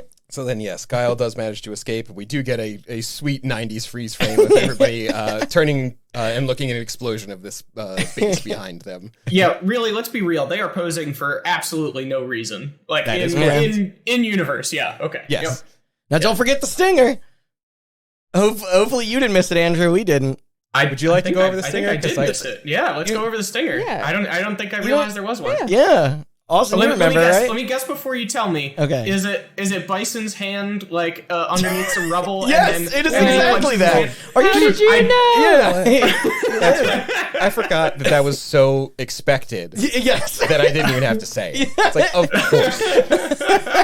Yeah, if I they didn't do it, legitimately did not know there was a stinger, and that was just. and We you were just making described jokes it. about it before we realized there actually we were was on recording one. during the credits, or like we were like, that'd be funny if that happened, and then Yeah. Yeah, It's after if you watch the movie, it's after all the racist and anti-Semitic jokes that weird radio DJ gives. Oh yeah, During over the the credits. Yeah. Mr. Hello Vietnam had some off-color jokes going on there. Yeah. That was a strange inclusion. I don't know of what part of the audio track that's been. But thank you, Dave. That was a podcast reading of the Street Fighter movie. Hey. I don't feel nearly as bad or drained as I did after doing Final Fantasy. So Don't worry, we'll find that novelization. So with that, there is something I want to ask everybody real quick before getting to the main meat. I know Andrew and Austin will kind of serve as our resident Street Fighter experts for this episode, but just to gauge interest levels, what is all of your relationships to the games? Keep it brief. There's no other way for me to keep it because I've played a couple times. Assorted Street Fighters throughout the year. It was never my fighting game go-to. No, mine either. Yeah, nothing against it. I was too busy with Soul Calibur. I'm sorry. I played the one on 3DS where you could map combos to a single button on the touchscreen, and it was the only way I could play any of those games. It's the Porta 4, right? Probably. Yep. I am very bad at any sort of combo-based input fighting game, so my relationship is nil. Yeah, you mean like motion inputs, right? Sure, if that's what you in the industry call it. Well, combos mean something a little different based on what you're describing, so that's all. Yeah, see, there you go. I've proved my lack of cred right there. Yeah, if there's a quarter circle in anything, I ain't playing it. So there you go. Motion inputs. Yep, got it. Like a Wiimote? Yep, exactly. The first arcade cabinet I ever played in my entire life was Street Fighter 2. Hell yeah. Aw. That's a good, Specifically Street Fighter 2 Hyper Fighting. That's the one, right? That's... No, Super Street Fighter 2 Turbo is the one. And they had the cabinet for Street Fighter 2 at the card shop that I used to play Magic at. Mm-hmm. So I used to play a lot of that, and then when I got a Genesis, I bought Street Fighter 2 Championship Edition and also the 6-button Genesis controller specifically to play Street Fighter. That is the Street Fighter in Mortal Kombat. Yeah, and then I forgot about Street Fighter and never played Alpha or 3 for a very long time. And then when 4 came out, I got back into Street Fighter, and I am the best at it. It's so good. How about you, Andrew? Were you there since the beginning, or? No. I think the first time I actually, even though I knew about it for a long time, the first time I ever can remember playing a Street Fighter game was about 10 years ago. My brother got a used SNES, and one of those games there was Street Fighter 2, and I played it with, a friend of this show, Matt Nudaboom. and I was like, oh man, this game actually kicks ass. So then I bought Street Fighter 4, and then a couple years later, so I guess probably about 5 years ago, I started to like really understand fighting games, which I always like played and enjoyed, but never really understood how to get good at them. And I think I came to the conclusion that I didn't like 4 and 5, but 2, 3, and 6 are all great, especially 6. Really enjoying 6. Yeah, we're gonna. So, like, I guess I should specify Street Fighter is, of course, a vital member of the Capcom family, sitting right beside Resident Evil and Monster Hunter in terms of importance. They are developed and published in-house, starting its arcade debut in 1987, and to date, there have been 6 mainline entries, with the latest enjoying a huge victorious return as of earlier this year. There's a whopping 40 total, when including all the various remixes and collections and whatnot.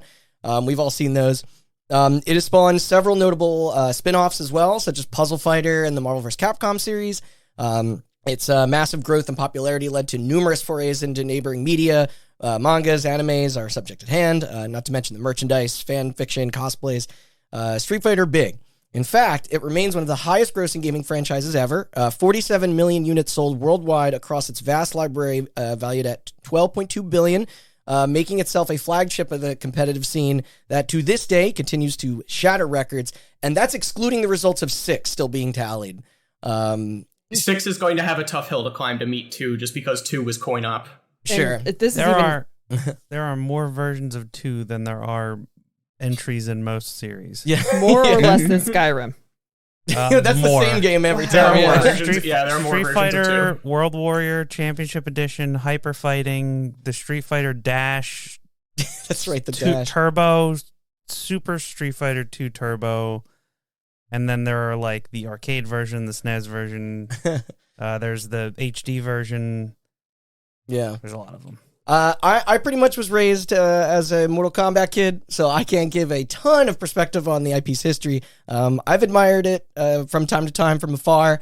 1 is sort of basic proof One of concept. sucks. Yeah, it kind of One's stinks. bad. I got my ass One kicked was- into on every platform, but 1 was good for its day, but it may be one of the worst aged video games of all time. Yeah. and Turbo is where it was at when you ask the hardcore crowd. Yeah, Yes. Yeah. If you ask the really hardcore crowd, 3 Which one is where it's the? Is it 3 or is it Alpha? That's like gorgeous, like the sprite. Street work? Fighter Super, Both. or Street Both? Fighter 3 Third Impact. Okay, But I have Third fond Strike. feel like Nice names. I know. Third Evangelion I'll have to tie-in. keep Although, track of this catalog. I believe Third Strike looks worse than Second Impact is what it So is. Third Strike is the one that I shared that Evo Moment 37 clip with you guys before we started recording. That is Third Strike, and Yeah. that one we has covered far that. more. Yeah, like I think the Alpha series also looks really good, but there are just objectively way more frames of animation in Third Strike. I remember so it being very fluid, like it. Yeah. It animates really well. Yeah, definitely better than the Alpha games, but they both look great. I played a little bit of 4. The launch of that was like a unavoidable phenomenon. Like those ink effects were neat, but Everyone loved 5, right? yeah, I never touched 5. I know it had I a know rough that go much. out the gate. It's gotten far better with updates, but then now everybody's dropped it. It got fucking- way better, but Yeah, like- 6 came out and Yeah. everybody immediately dropped which is 5. kind of rare. Like it's like Yeah. they ran from that like it was Scorched Earth when 6 was. People did not Yeah, it drop was 4 abandoned. immediately when 5 came out. The spin-offs, I love me some Puzzle Fighter. You remember Cross Tekken? That was weird. Mm-hmm. Yep. No. You don't remember that? Box art Mega Man. Damn it. Do you think Tekken Cross Street Fighter is going to come out or no? No. No, But it's still not officially canceled. that's true. But no. But those are And then completely different realms. Street Fighter EX, which was made by the Tetris Grandmaster What? people. Is it really? Wait, Randy, Arika. there's a Wait. Tetris? I that you didn't know well, I don't know. about, or- I don't know if it's a Tetris, but it's not a Tetris. Street Fighter. No. that I should have- It's a third 3D Street Fighter like Soul Calibur Oh. or Oh, Tekken. weird. And it was made by the Arika, the company that makes That's them. the Grandmaster Tetris Grandmaster games. Yeah, and the it's 99s. Also, there's a new version that's not Street Fighter that they made. I Fighting forget. EX layer. Fighting EX later. Randy, yeah. what would be the best Tetris block to have as like a special fighter in Street Fighter? well, the T block. You know, you got to do those funky moves. Oh, you can like a windmill. Yeah, yeah. Yeah, use your entire super bar and do the T-spin. Yeah. So what about the film itself? How do you turn a 1v1 2D fighter into a mainstream motion picture? Beautifully. Flawlessly. Well, ironically enough, it actually begins with the aforementioned Mortal Kombat. Despite Street Fighter's inarguable smash into arcades and the home console space with its monumental sequel, eyes were now being drawn to the new kid on the block. MK's embrace of hyper-violence, playground secrets, and lore made it extremely enticing to the youth, and the constant coverage of its controversies only increased its awareness. Without a proper follow-up to, Street Fighter II in production yet, this is mid-93-ish, enthusiasts were happy to move on to something else, and Capcom was taking notice. It's also easy to forget that this short-lived moment where, digitizing actors was mistakenly seen as the future to many. Dude, when I was Pixels in were the old moment, news. We had real people in our games. Yeah, it now, seemed like man. the future when we were living through the 90s, you know? Yeah, and what's more next gen than that? 3D poly shit was years away. So much so that MK was leading into an endless cavalcade of shitty knockoffs chasing its fortune. I forced Way of the Warrior onto each one of you, so you understand exactly what I mean. I do remember this, yes.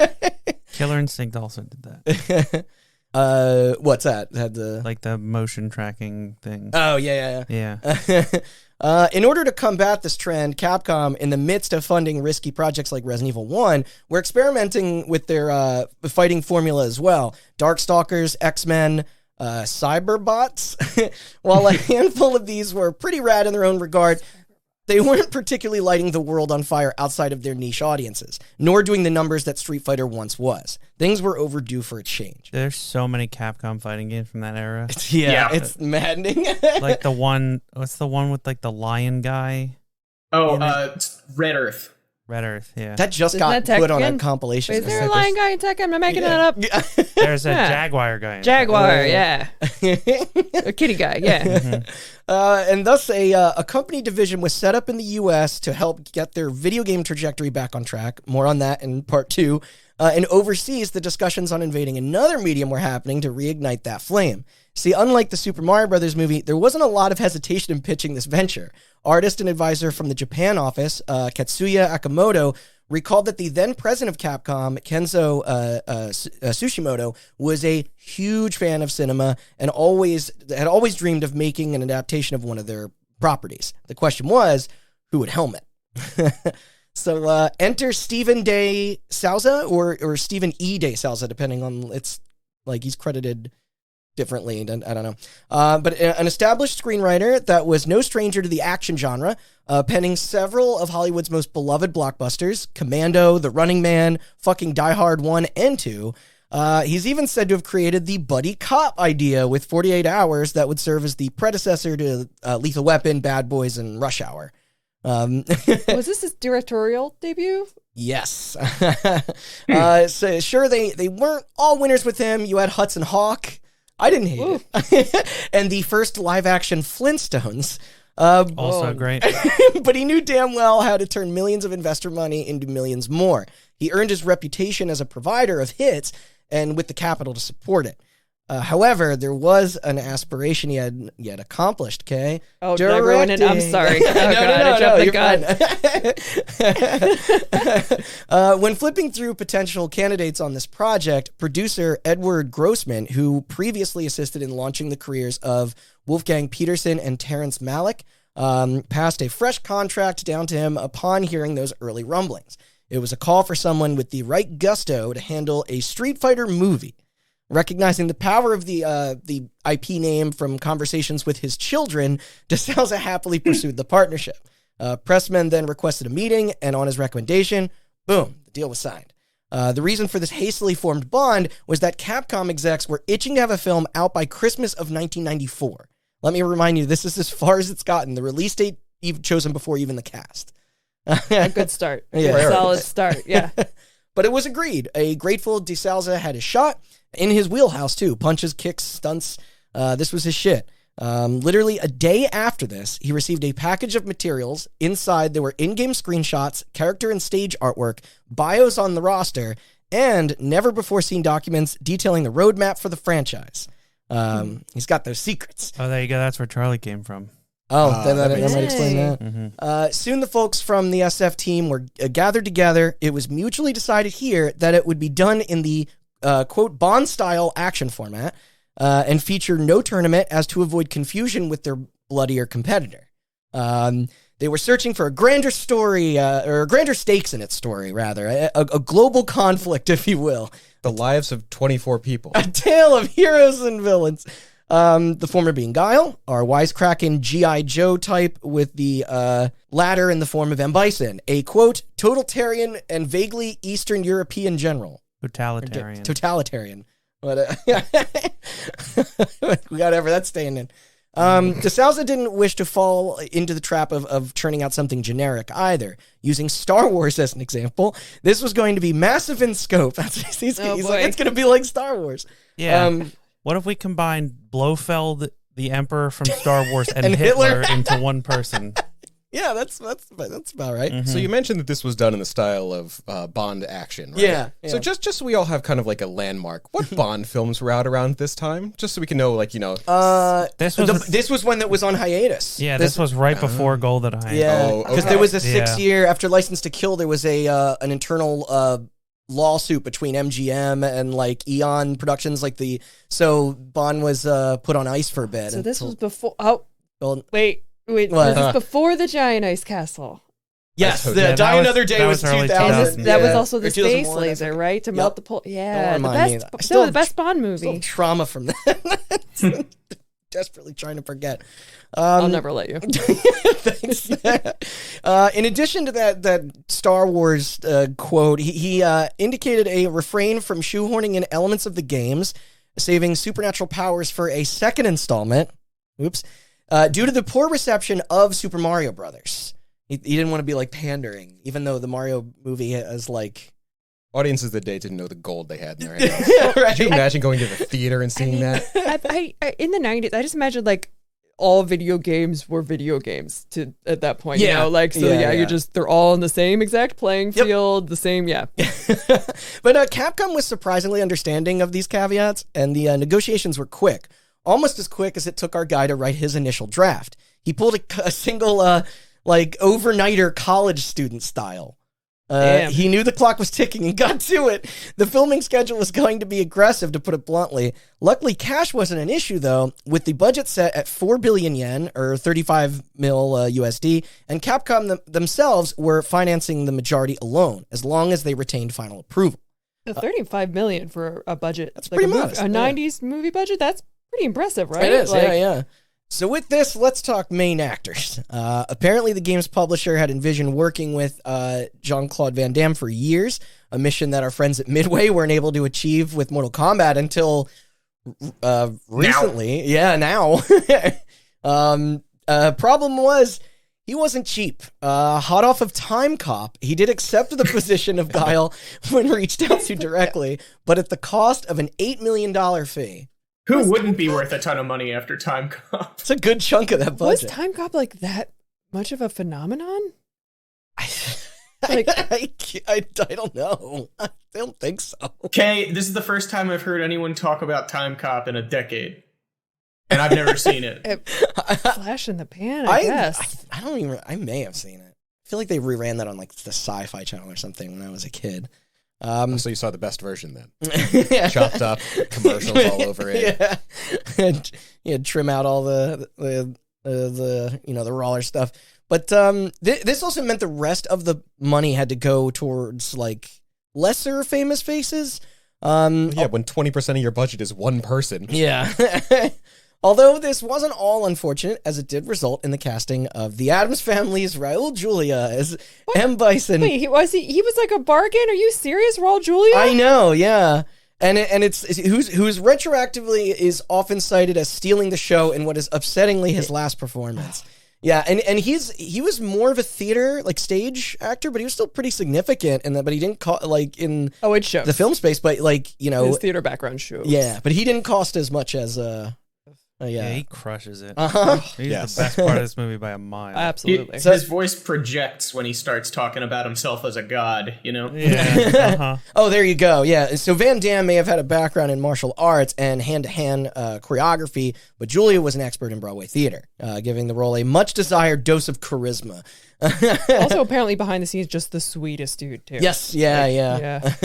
Moving on from them, you had Damien Chapa as Ken.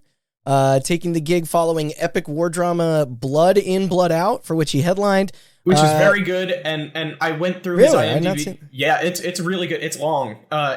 Basically about prison life. Yeah, it is. I went through his IMDb page, and that appears to be the only positively rated movie in his entire career. But the dude is still acting. Shame. It seems like so. Okay. You know, if he's enjoying it, good on him. Hopefully he's making a good living at it. But yeah, Blood In, Blood Out is good. It goes by another title. I forget what the other one is, but... He initially turned down the opportunity in favor of more dramatic offerings until being convinced by his son.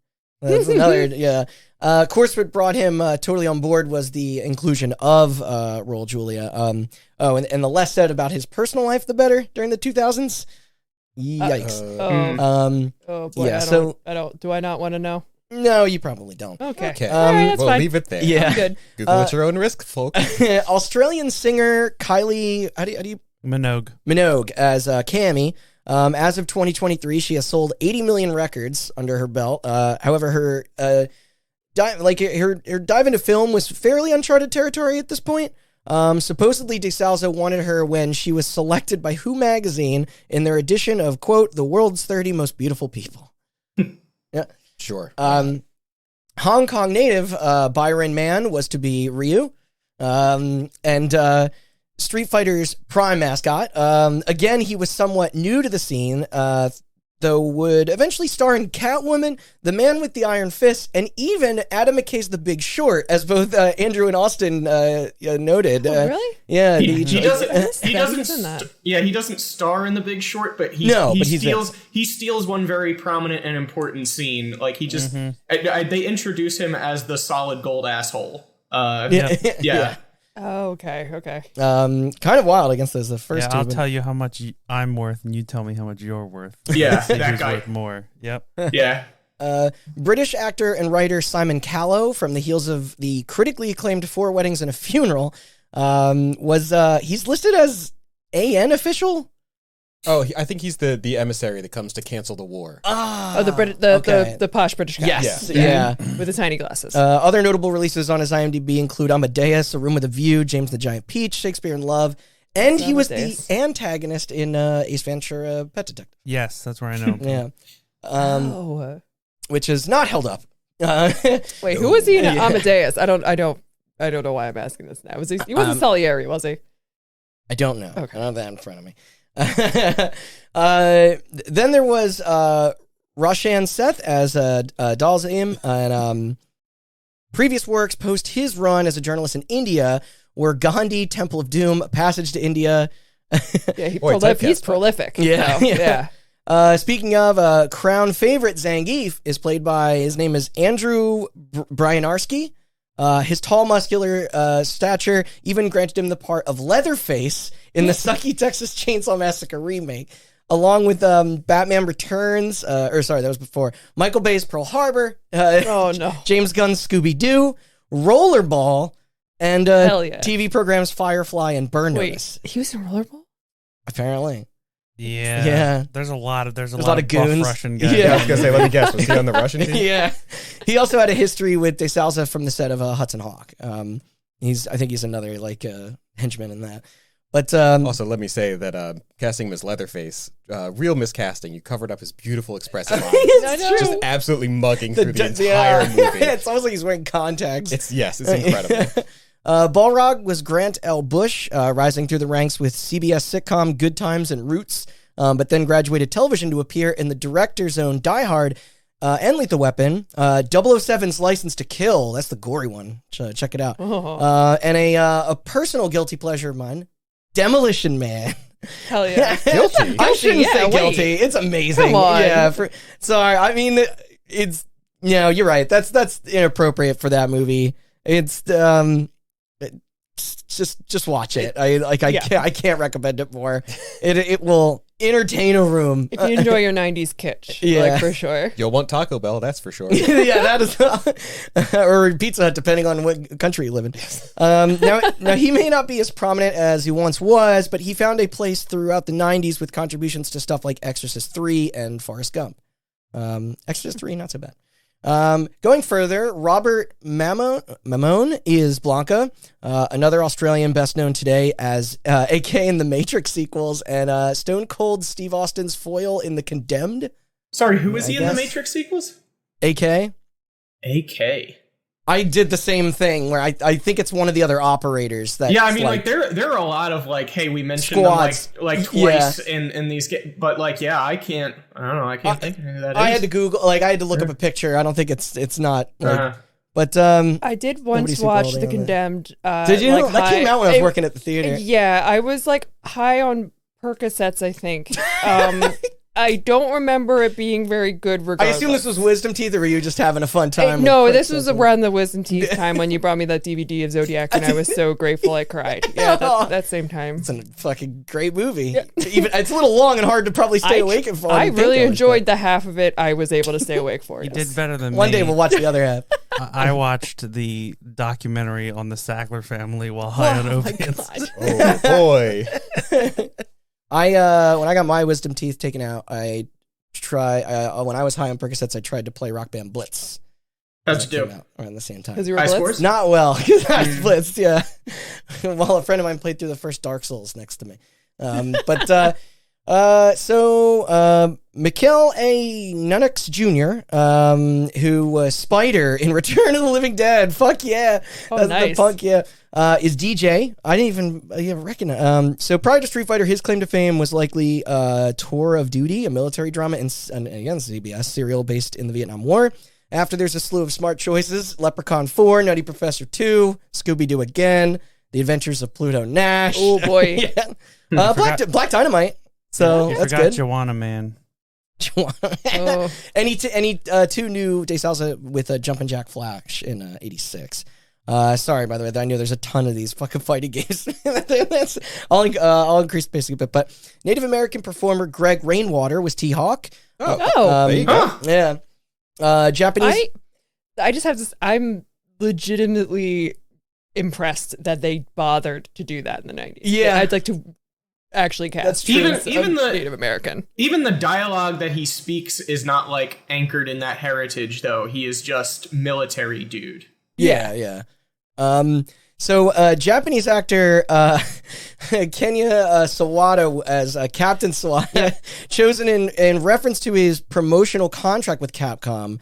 Also, he was contracted whole cloth for the project and was indeed, as you pointed out, Kay, dubbed for the U.S. market as English speaking was not his strong suit. But you also mentioned that was who they initially wanted. Yes, that was as, who Capcom really was pushing for Yeah. to be Ryu. But again, he did not speak English, as you can tell. Yeah.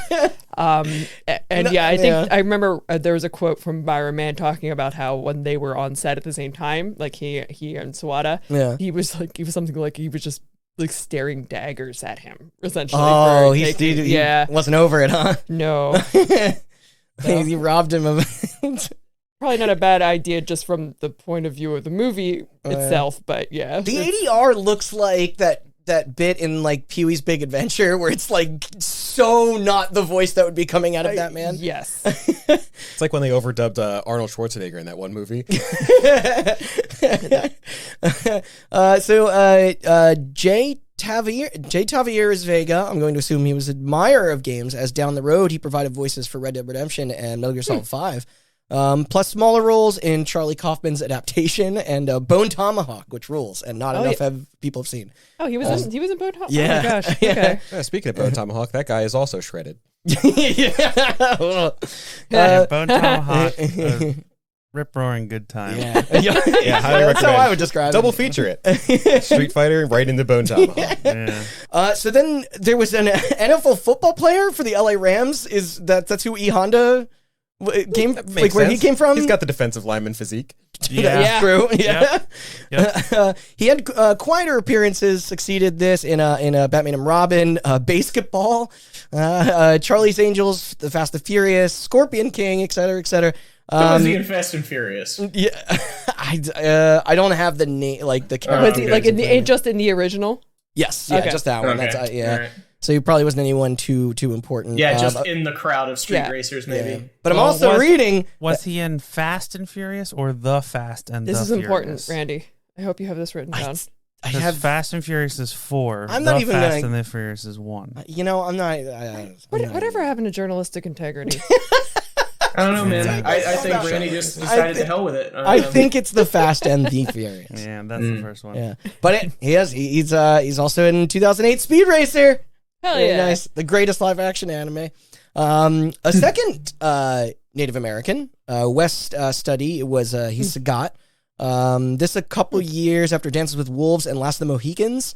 Still with us as there was then. Sagat is supposed to be Thai, by the way. Yes. Oh, is he? Yeah. Okay. Yeah, no, like in the lore, and yeah, it's like he's supposed to be Thai. Thailand. That land. That actor does look a lot like Sagat, though. Yeah, he does. Yeah, it works. Yep. Yeah. And what is it? There was in the future. Let's see. There's roles for him in Heat, Mystery Men, and Avatar. Oh, yes. Yeah, he won an award for Penny Dreadful.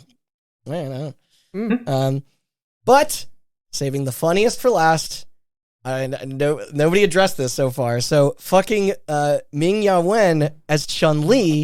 And if that sounds familiar, it might be because in a wild coincidence to us specifically, she was the later Dr. Akai Ross in the clusterfuck that we assigned ourselves Yeah, oh my to God. many episodes back. Final Fantasy, You The know, Spirits Within. I think I've repressed so much about There's that. no The escape. spirit within, like, our watching it and recording these episodes, that even as I was like reading about this movie and the production of it and saw that name and recognized that name somewhere, it's just like- my brain refused to make that connection. It's all connected, I tell He's you. trying to protect you. All I my think so. memories. Also, she was Mulan.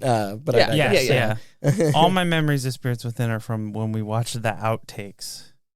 with the stop sign. God. Like, The stop sign through the guy's head. That's all I remember.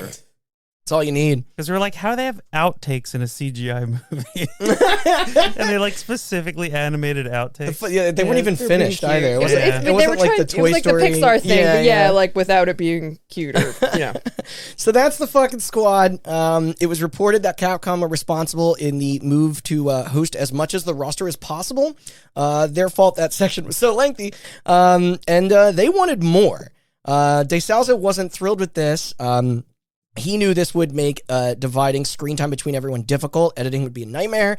So he proposed the question to the higher-ups, quote, how many of the 7 dwarves can you name? No one could name all 7. There's a reason there's 7 dwarves. There's a reason there's 7 wonders of the world. There's a reason it's the Magnificent 7, a remake itself of the 7 Samurai. 7 is the number of characters an audience can keep in its head at any time. Now, even if you could name all 7 dwarves, he wasn't wrong. Avengers was like decades away. Thus, a compromise was reached on the two sides, and 7 was landed on as the number of primary characters essential to the narrative. Can any of you guys name all 7 dwarves? Happy, Sleepy, Grumpy, Doc, sneezy. Sneezy, So there's Mopey, a doctor one? and Horny. I'm missing one. Nope. Pusey. I don't think we watched the same movie. Dopey. Angry Yeah. and dopey. Yeah. There's not a mopey. What was the whatever. at the Duff theme park? It was Surly and like I forget the That's me. Yeah.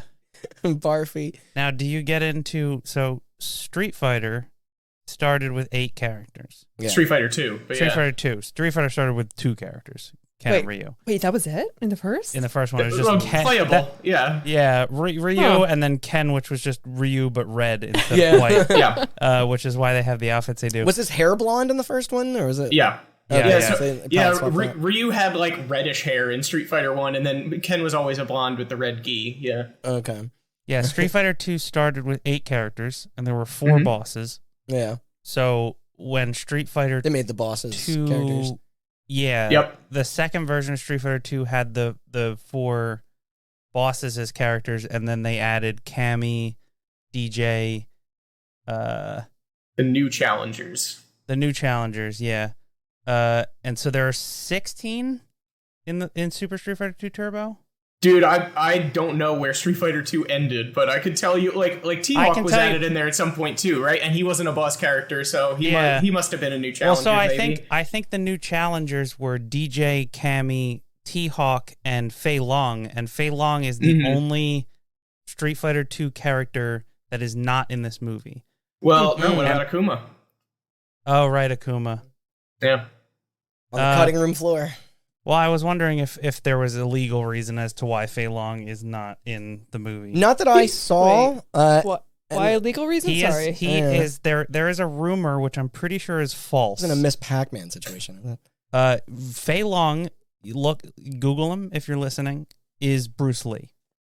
Right. I forgot about that. Yes. He looks and sounds almost exactly like Bruce Lee. But here's the thing, like, fighting games in general as a genre have a long history of making a character that is basically Bruce Lee, including martial law in Tekken is the Bruce Lee character. You know, like Maxi in Soul Calibur is almost Bruce Lee. That would have been hard to represent on screen without getting into legal. There was a while where Fei Long wasn't. Every time a Street Fighter game comes out and Fei Long isn't in it, this rumor always comes up, which I'm pretty sure is not true, that Capcom was sued by the Bruce Lee estate for making Fei Long too much like Bruce Lee. Yeah, to my knowledge, that I agree that what I've heard is that is false and that there is no legal pressure whatsoever to stop. That was the thing with Alpha, right? Because he's not in Alpha, and then it happened again. He's not in a lot of Street Fighter games. Yeah, like he's in 4. It happened again for a while, and then he's in 4. And then when 5 came out and they didn't add Fei Long, they're like, oh, the Bruce Lee estate suit, and like it came back up. Okay. And then I think people, like, with the dawn of the internet and the spread of information, they're like, that's not fucking true. And then when 6 came out and Fei Long's in it, people are just like, they finally put it back. Yeah. He's not in there. Well, no, he's not in 6, but the rumor didn't come back up because people realized that it's fake, and they're just like, he's Bruce Lee, therefore he's one of the least interesting Street Fighter characters. I was going to say, like, even his character model Dave just brought up. That's way more like cutesy back in the 90s than it would be now. Yeah. It's like I heard if you input this certain button sequence in Smash 64, you unlock Charizard. Or Luigi. I definitely didn't try everything. Luigi's in the 64 one.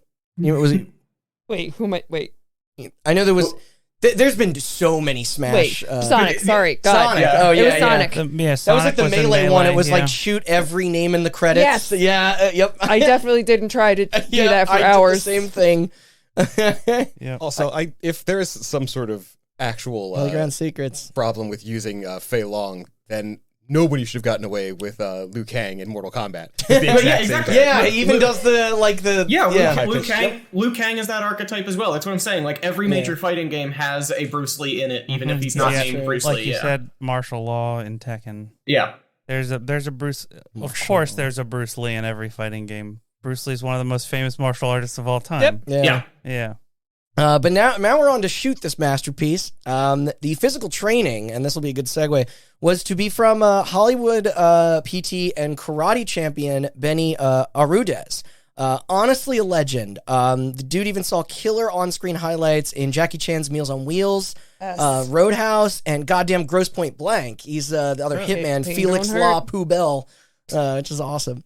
In similar fashion, the coordination of stunts were under Charlie Pacerni. This only guaranteed if he's given ample time to prepare the actors, especially those with harnesses and wires. Yes, so he's who we have to thank for the wonderful wire work. Yes. Truly flawless, seamless. Unbeknownst to him, these plans shifted, as we'll learn once it was revealed that M. Bison's real Julia was battling, like, suffering from cancer. Wait, there's wires in this movie? Sorry, just electromagnetism. Okay, I thought he could actually fly. That's crazy. He's that good of an actor. Yeah. Sold it. Instead of filming his less intense scenes first, while the others could do their workout routines, an environment was created where the cast members were trained a mere hours before arriving to set. Complicating matters to an unsafe degree to keep production flowing at a decent speed. As for locations, it was mostly shot in the Gold Coast region of Queensland, Australia, using sites in Brisbane. This in the span of months. They also traveled to Bangkok 3 weeks earlier for the larger exterior scenes, as it became a backdrop for the fictitious Shadaloo city. Let's see. We'll dissect each of these, starting with Thailand. There were a couple altercations to the script here and there. Originally, the attack on Bison's facility was by helicopter, but political instability in the neighboring country of Myanmar caused a last-minute swap to boats. Yeah, they were worried. There was like a threat of a military coup, right? Like it was it was serious business. It was bubbling around. Yeah. Did you find somewhere else to shoot? I don't know. Maybe it was cheaper, I guess. But Gee, I wonder why. Otherwise, the opening shots went relatively smoothly. There were minor hiccups. They grew as things progressed, trust me. Van Damme tended to indulge in his coke habit, along with other... Do we need to say allegedly? Yeah. Is that, I don't know if that's a thing. Well... Statute of limitation. Yeah. Along with other rising distractions, you had pending legal troubles from a tumultuous divorce, and that sign-on fee was already a thorn in the side of his compatriots. Regardless, Ryu's Byron Mann described the experience as, quote, relaxed, even a little lighthearted. And just, that's pleasant to hear. Even from their meet and greet dinner, the performers all seemed to click with one another. A refreshing change of pace compared to nearly every topic we've tackled, except for GoldenEye. The single looming dark cloud was Raul Julia's concerning health status. Despite recently undergoing surgery on his stomach, he was told that the illness would take his life within the year. With this heavy news that was discovered by the rest of the party, it rightfully brought a significant portion of the energy down. They actually did know during filming. Yeah. Okay. Yeah. I guess it wasn't until they all got there. Yeah, it depends on. Yeah. Okay. Some of the sources what he hit. You're right. Hit it from the There's cast. some contradictory stuff. It makes way more sense. Yeah. Because I know at one point they were talking about how they were like, I think it might have been one of the customers was talking about essentially like how Raul Julia was like fresh out of the hospital and was kind of emaciated. Yeah. And they're like, we need time to help bulk feed up, him. man. And yeah. So yeah. Get him looking. It's De Souza himself, he refused to do close-ups for Julia's monologues as he felt guilty that the public would see him in such weak shape. Which is, that's gracious of him. Like, he wanted his people to look cool in this. Like he cared about that. And Julia, I think he nailed that. Yeah, honestly. yeah. And Julia didn't need to take the job. The director thought the least he could do was like give him a poised finale to his career. So while time was given to achieve that goal, and super like you were saying, like get some muscle mass in there. Other sequences were pushed forward, flipping their schedule from drama, then action and then from action to then drama. This is why things got so mixed around with the training I mentioned. It might not have been the best move, but maybe it was the right one. The decision to prioritize his recovery and invite his family to join by his side absolutely boosted his spirits. He gradually took on weight, all while De Souza attempted to hide any unsightly footage through wide shots and makeup. Everybody on set had the utmost respect for him and the rehauling that needed to happen surrounding the situation. They would go from designing the fight choreography to training to immediately getting in front of the camera. Improvising certain techniques, coordinator Charlie Percerni is quoted as saving the production from utter chaos. And as much as of a badass Benny Arudez as his training was, even he had his limits, such as when it came to handling weapons.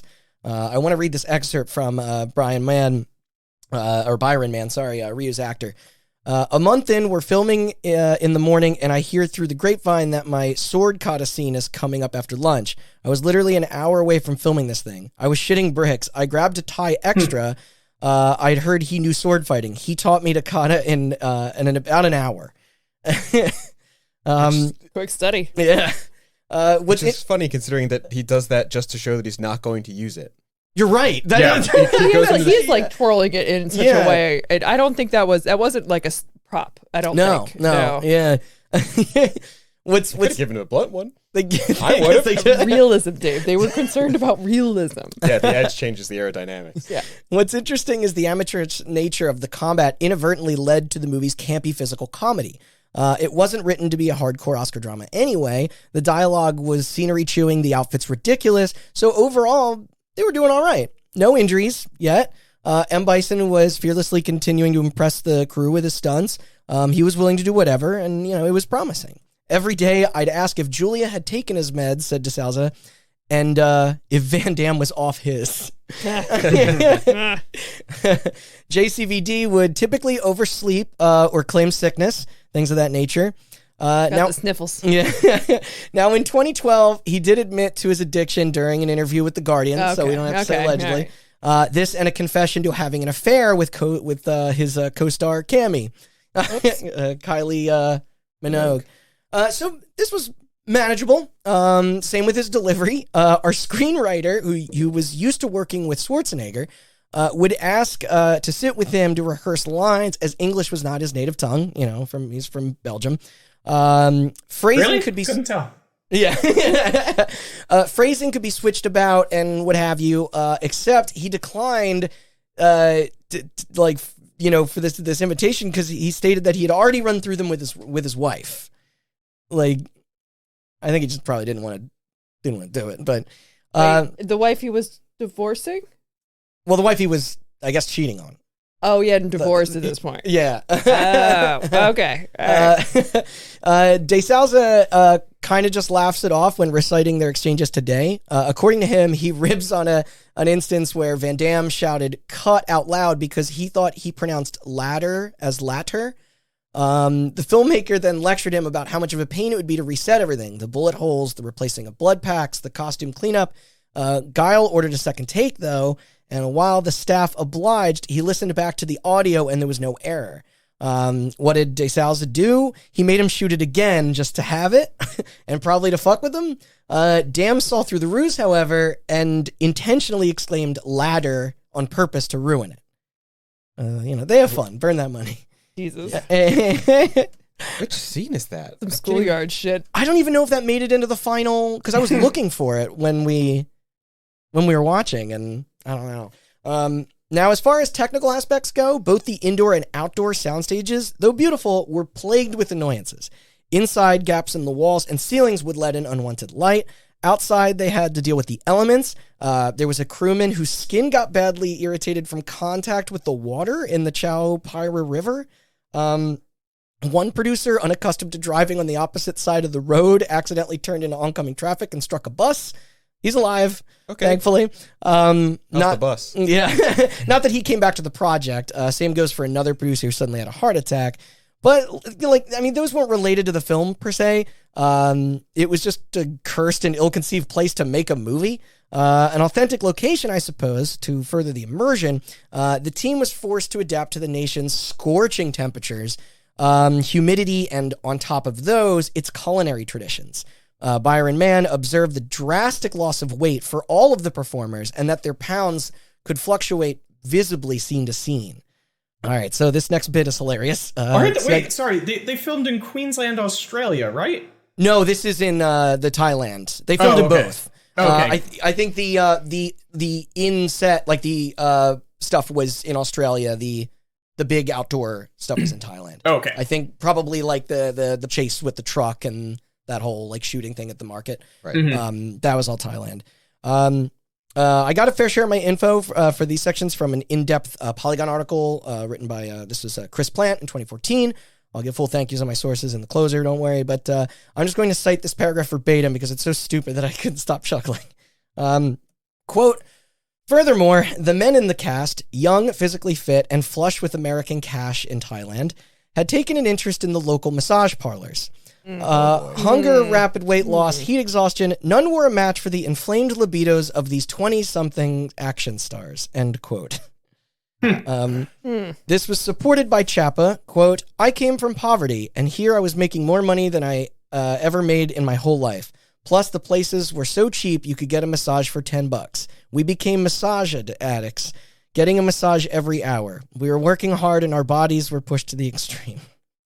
Well, yeah, sometimes you don't want it. Like, sometimes your drafts get, like, really tense. And I understand, For a fellow actor, Mann agreed, quote, let's put it this way. There were a lot of hormonal guys on this film running amok in Thailand and Australia, so you do the math. We were like cavemen. We were like Vikings. We went there and conquered. Yeah, I couldn't tell that there were a bunch of hormonal guys given how they treated Chun-Li through the entire movie. Stay classy. I don't think they're talking about getting someone rubbing their muscles. Well, rubbing certain muscles. So not the traps. No. Sure, keep going. No, just the toesies. Ugh. Ugh. Way to make this gross. Carrying on from the debauchery, there were also power issues. At one point, the gear being used was demanding so much energy that it blew out a nearby station, delaying the shooting schedule by 15 days. But fuck it, Bangkok was over with. It was time to pack up and ship on over to Australia. You fucked up your shit. Let's go. Yeah. Way less deadly there. The weather and wildlife had to be more welcoming. In Australia? Yeah. No, I'm shaking my head no for those listeners.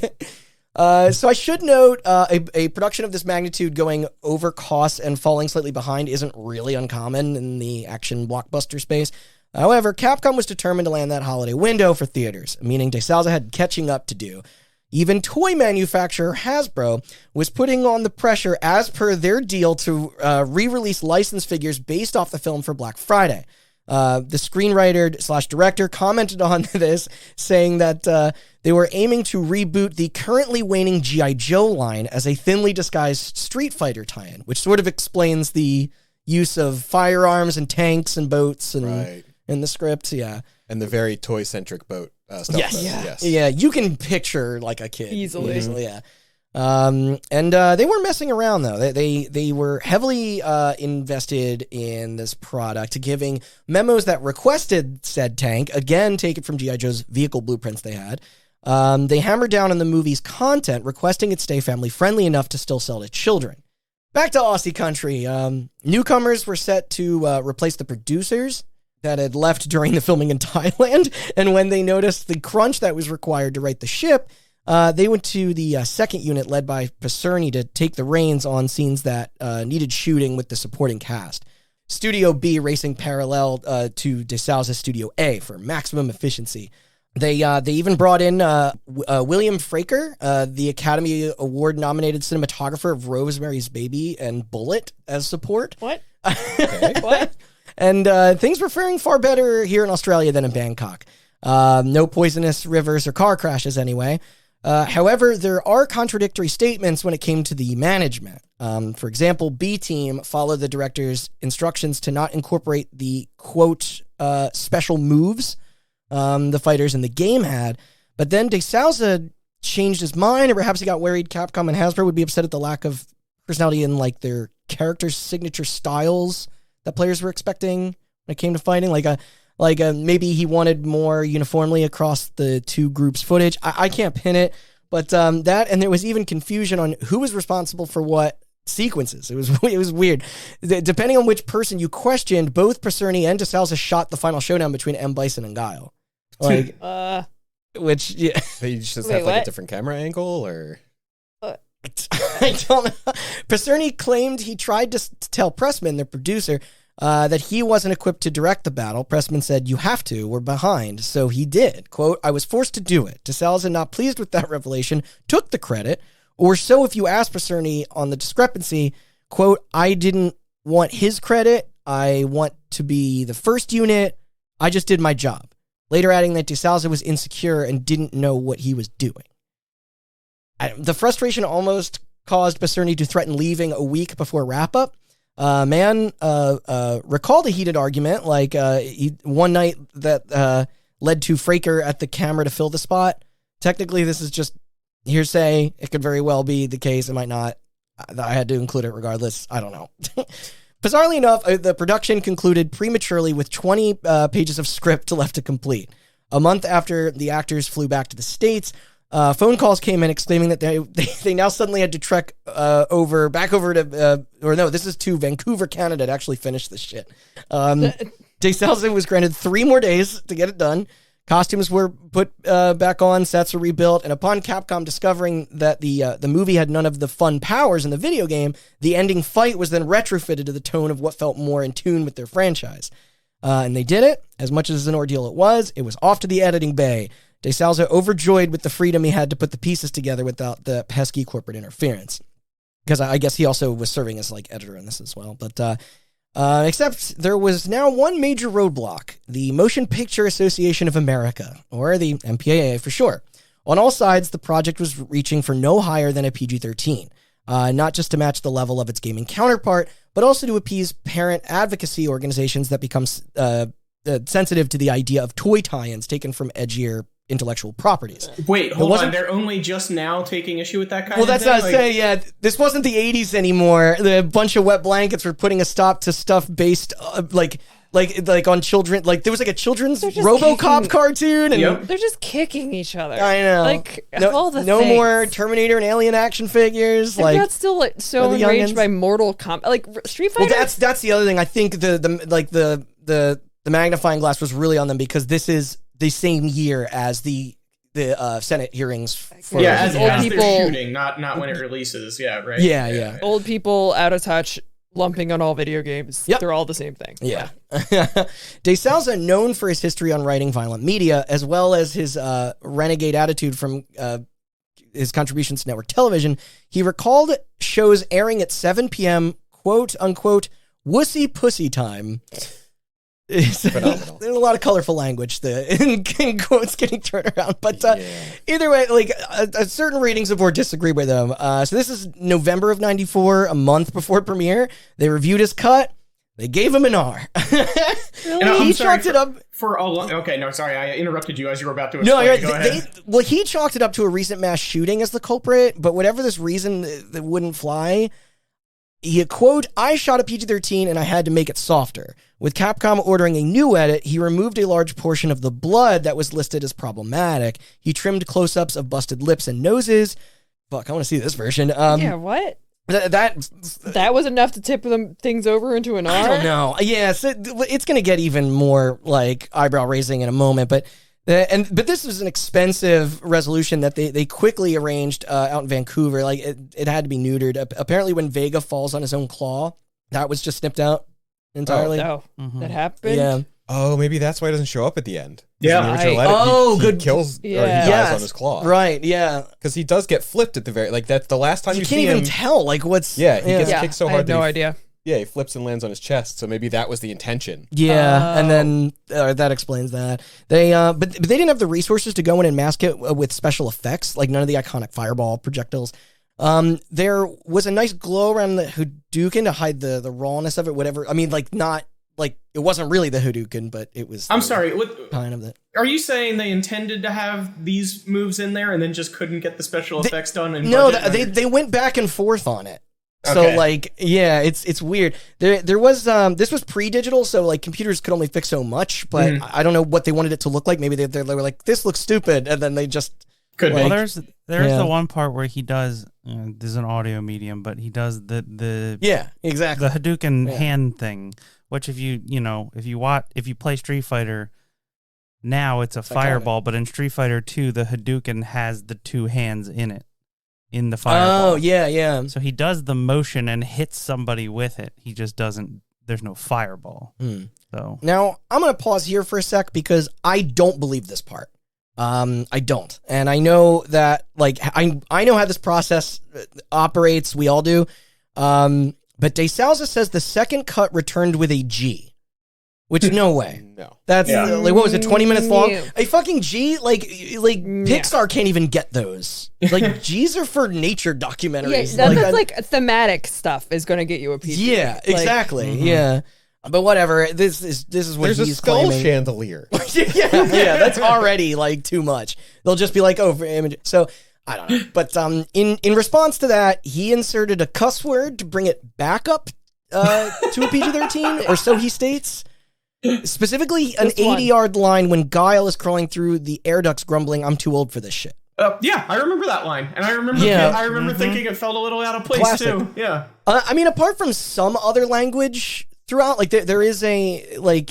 I think there's some hells and damns and I mean, a son of a Bison bitch. does snap two necks right off the bat. He does. Yeah. That's very Yeah, true. it's not bloody, but I don't know if he meant PG and Yeah. said misspoke and said G there, but either way, this seems through and through a PG-13. But I don't know. I know I keep saying I don't know, but it's just Yeah, it's all people. I'm shaking my head at this whole- recollecting like their cocaine fueled experience. It's improbable, Yeah. but not impossible because the MPAA is fucking They're bananas. dog shit. Yeah. But this is the there are 90s, No, like- there are no set rules for the MPAA. It's like it's Yeah. all vibes and it's all like Christian moms. there's Christian mom there's vibes. nothing particularly saucy or overly violent. Like I don't recall. No. Like you it's want to talk about stuff that's saucy? We could talk about almost every scene with Chun-Li and a man in it. well. Yeah. I mean, it's mostly bloodless outside of the fake squib pack. I Yeah. think there's a couple bullet holes getting riddled into people, but Yeah, I mean, I think E Honda having a bloodied face at the end is probably his. which is on that character. Yeah, which is and I part of guess that he had the character bloody design. back. Yeah. After the Oh, yeah. whip, When he's getting yeah. whipped. That's yeah. So it got the pass, a PG-13 for quote nonstop martial arts in action, which is that is the second funniest descriptor that they have issued out. It's a good band name. like after Twister's intense depiction of very bad weather, which I showed you guys. That is more accurate. You know what? Maybe the action is nonstop, but it takes like an hour for it to be a start. You Yeah, know? that's why Like, them it's- adding that adjective on, like, that doesn't, it stops. It didn't It's stop. It just took a while to start. Nonstop martial arts in action is a great album name. Ooh. So everybody was satisfied. A total runtime of 102 minutes. They'd even make their December 23rd release date. Merry Christmas. Japan had to wait until May 6th of 95 to get theirs. I also think in the U.S. that it shared the same weekend as Dumb and Dumber and the Santa Claus. On the overlap there with the viewership. Through the Tim Yeah. Allen grunt. I don't. The composer and front person of industrial noise band SPK, Graham Revell, wrote the score. This and The Crow that same year. Both after he did Tank Girl, Power Rangers, From Dusk Till Dawn, Spawn. Loads of winners. But no existing songs from the actual series. A strange and deliberate move. It was recorded by the London Symphony Orchestra, and there were, as I specified before, the licensed tracks heavily present. Priority Records distributed it. It cites itself as being the first soundtrack of a AAA film production to consist exclusively of hip hop music. That seems dubious. Yeah, I agree. Artists featured Ice Cube, Nas, LL Cool J, MC Hammer, Chuck D from Public Enemy. The album went on to sell 500,000 copies. Wow. Yeah, bad. get it. There were other promotions, of course, trailers, and a companion element that we'll get to another day. I'm referring to the movie, the game. Also a comic. I did my notes file. I called Street Fighter the movie the notes. Oh man, we already have a name for this. It's got to be called Street Fighter the movie, the episode. Yeah, there you go. Yeah, Street Fighter the movie, the podcast, and then Yeah. the next one will be Street Fighter the movie, the game, the podcast. Perfect. Yeah, there it is. No changes. Yeah. So there's a comic named The Battle for Shadaloo, published by DC, and a manga in the June issue of Koro Koro. We'll find those for you, Dave. Thanks. I need to add to my collection. My growing bookshelf. Of Hey, just we nightmares. have the one that's looking over for us that you got me though. That's from the we'll get to that. Also, the anime movie, but that's Anime movie rules. It's pretty good. There's some Yeah. weird choices in there. Some things are very, very strange. Yeah. But Speaking of all right. Put a pin in that. putting But Chun-Li in compromising positions. yeah, the animated movie does that too. Yes. and arguably worse. Yes, So there was a slapdash red carpet event too, and in an unusual manner, it was held at Capcom's U.S. headquarters in Sunnyvale, California. They sent invitations to press and hosted a Q&A session with the cast. Well, and those that showed up. Van Damme was not present. Neither was Kylie Minogue, Wes Studi, or Raul Julia, obviously. MC Hammer drove into the parking lot, blasting his original song for it, Straight to My Feet. Gross. Sure. And raced off. That guy played Jury, is what I was going to say. He just did like a straight up drive-by. Guessing he had to fulfill the appearance quota, Yeah. like showed some up. way. Like, I do love that he was commissioned, and they had to do something in response to Mortal Kombat's Techno Syndrome, which was, Also, massive. they had to Yeah. do something in response to Teenage Mutant Ninja Turtles Secret of the Ooze, Go Ninja Right, by yeah. Vanilla Ice. I forgot about that. But I'm sure the folks listening are dying to find out, how did it perform? Critics first. Our next round of Guess the Rotten Tomatoes score. Who wants to take a swing? 56. I'm I bad at this. unfortunately looked at it today. I'm bad Okay, at this for so good it's- movies, so like I don't know, man. 24%. Okay, Andrew, do you want to just throw a random number out there? All right, yeah, I'll say the extremes are usually way off from what I would rate something, so I'm gonna say this is a 17. Okay. Well, I am sad to announce that it's our lowest yet on what we've covered on Hot Button, a lonely 12%. Andrew was closest. Way too fucking low. I concur. Price is Right Wait, it rules, was- none of us win. Higher Yeah. than Final Fantasy?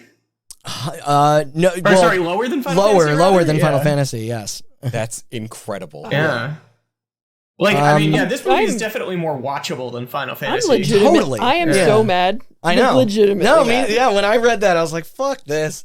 This was from 41 reviews, with the consensus being, quote, "Though it offers mild entertainment," disagree, "through campy one-liners and the overacting of the late Raul Julia, the film is dedicated to him. Overacting. Yeah, it was not. No, Shut up. that's just Yeah, acting. come on. Street Fighter's non-stop, so maybe they're in cahoots with the MPAA. Action sequences are not enough to make up for a predictable, uneven storyline.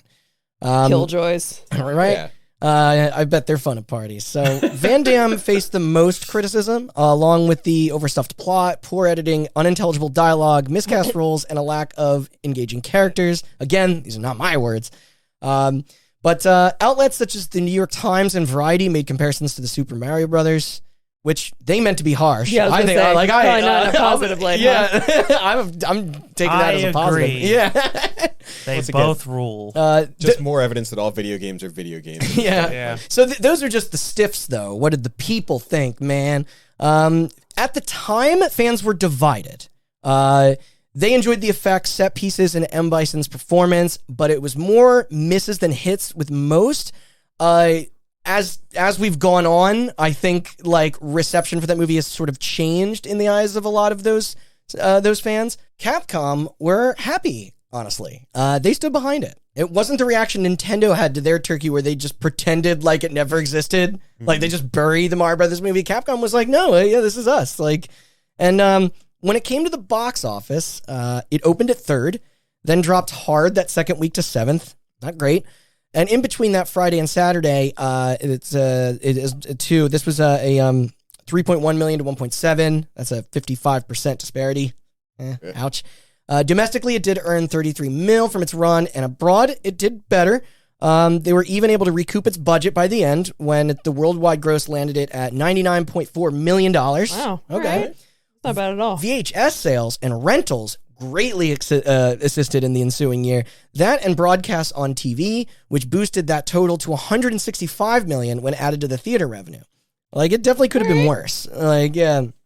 In June of 95, the crew was delighted to see that Julia had been Posthumously? Posthumously, yeah. I always that's a mouthful for me. Was nominated at the 21st annual Saturn Awards for Best Supporting Actor. He was up against Richard Attenborough, Robert De Niro, Bill Paxton, rip, another. But James Spader and winner Gary Sinise in Forrest Gump, Lieutenant Dan. Really? himself, yeah. You won. Mm-hmm. No offense to Gary Sinise there, but Yeah. Kyle Minogue, or Cammy, went to become an international pop star, or continued to be. She landed a #1 single on the Billboard charts, Can't Get You Out of My Head. I heard it. It's fine. Though she does want to get back into acting again. She was in that San Andreas earthquake flick with The Rock. Yep. I saw it. yeah. It's fine. That's generous. It is generous. Outside of those shining stars, Hollywood was none too kind to the remainder of our protagonists, whether deserved or just perceived. The final product reeked of failure. The lead actors never managed to nab another big role. Van Damme's career especially tanked, even taking a break from performing altogether from 1999 to 2008. But remember what happened in 2008. The housing crisis. No, Recession. The writer's strike. the movie that you told us about, Austin, that one, the where he plays his own exaggerated persona. Have you guys? Oh yeah, JCVD. Yeah, Dave, you were the Yes. only one. Yeah, Yeah. it's called JCVD, Mm-hmm. and it's and it's great. and apparently it's awesome. Like, and Yeah. people say he's great in it. So that was kind of his big return since 1994. But yeah, we'll have to. I'm curious about that. We'll have to check that out. Looks like a good time. Meanwhile, DeSalza went on to sell a script for Stallone's Judge Dredd, not to be confused with the fucking amazing Dredd film from 2012 by Pete Travis and Alex Very Garland. Yeah.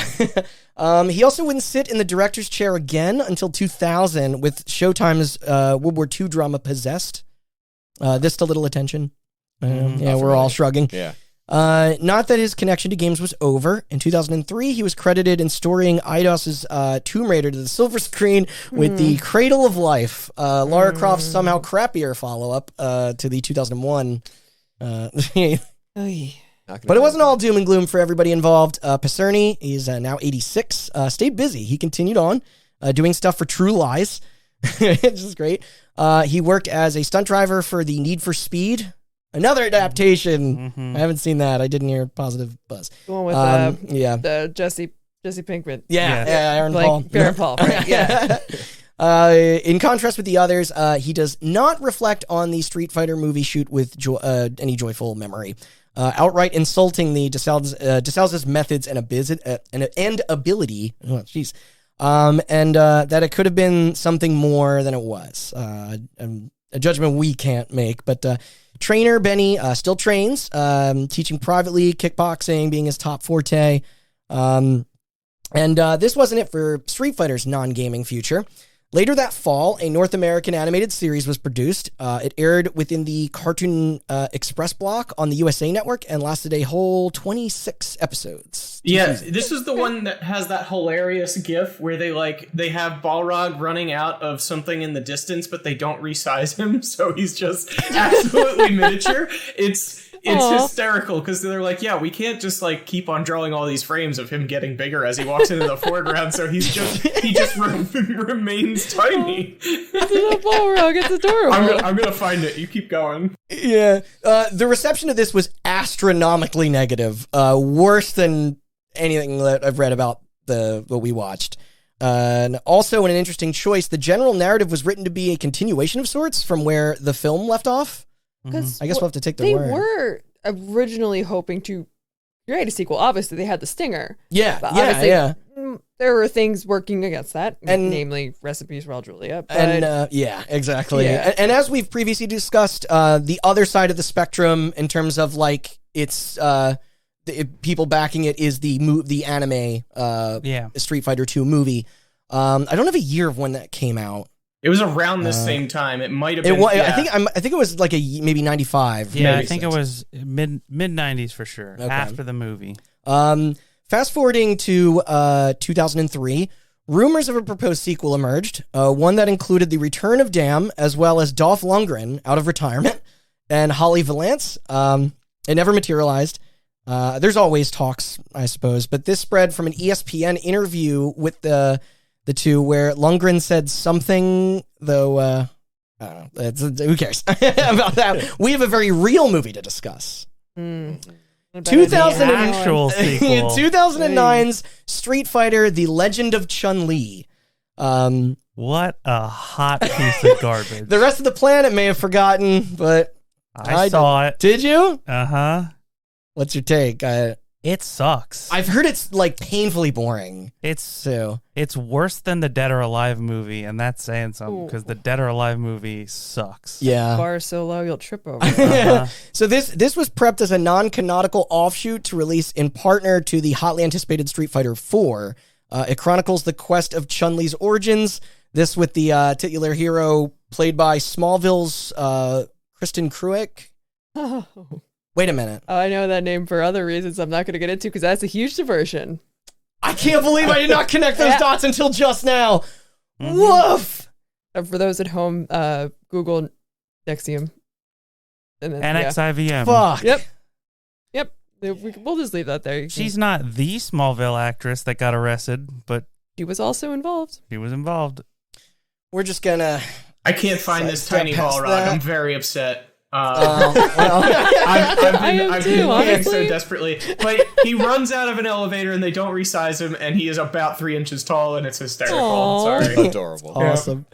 There was also Neil McDonough as M. Bison, Chris Klein as Charlie Nash, Interesting choice. Yeah. Neil McDonough's great though. Michael Clark Duncan Yeah, as Bullrog, Shooter McGavin, man. Damn. Taboo from the Black Eyed Peas as Vega. Huh.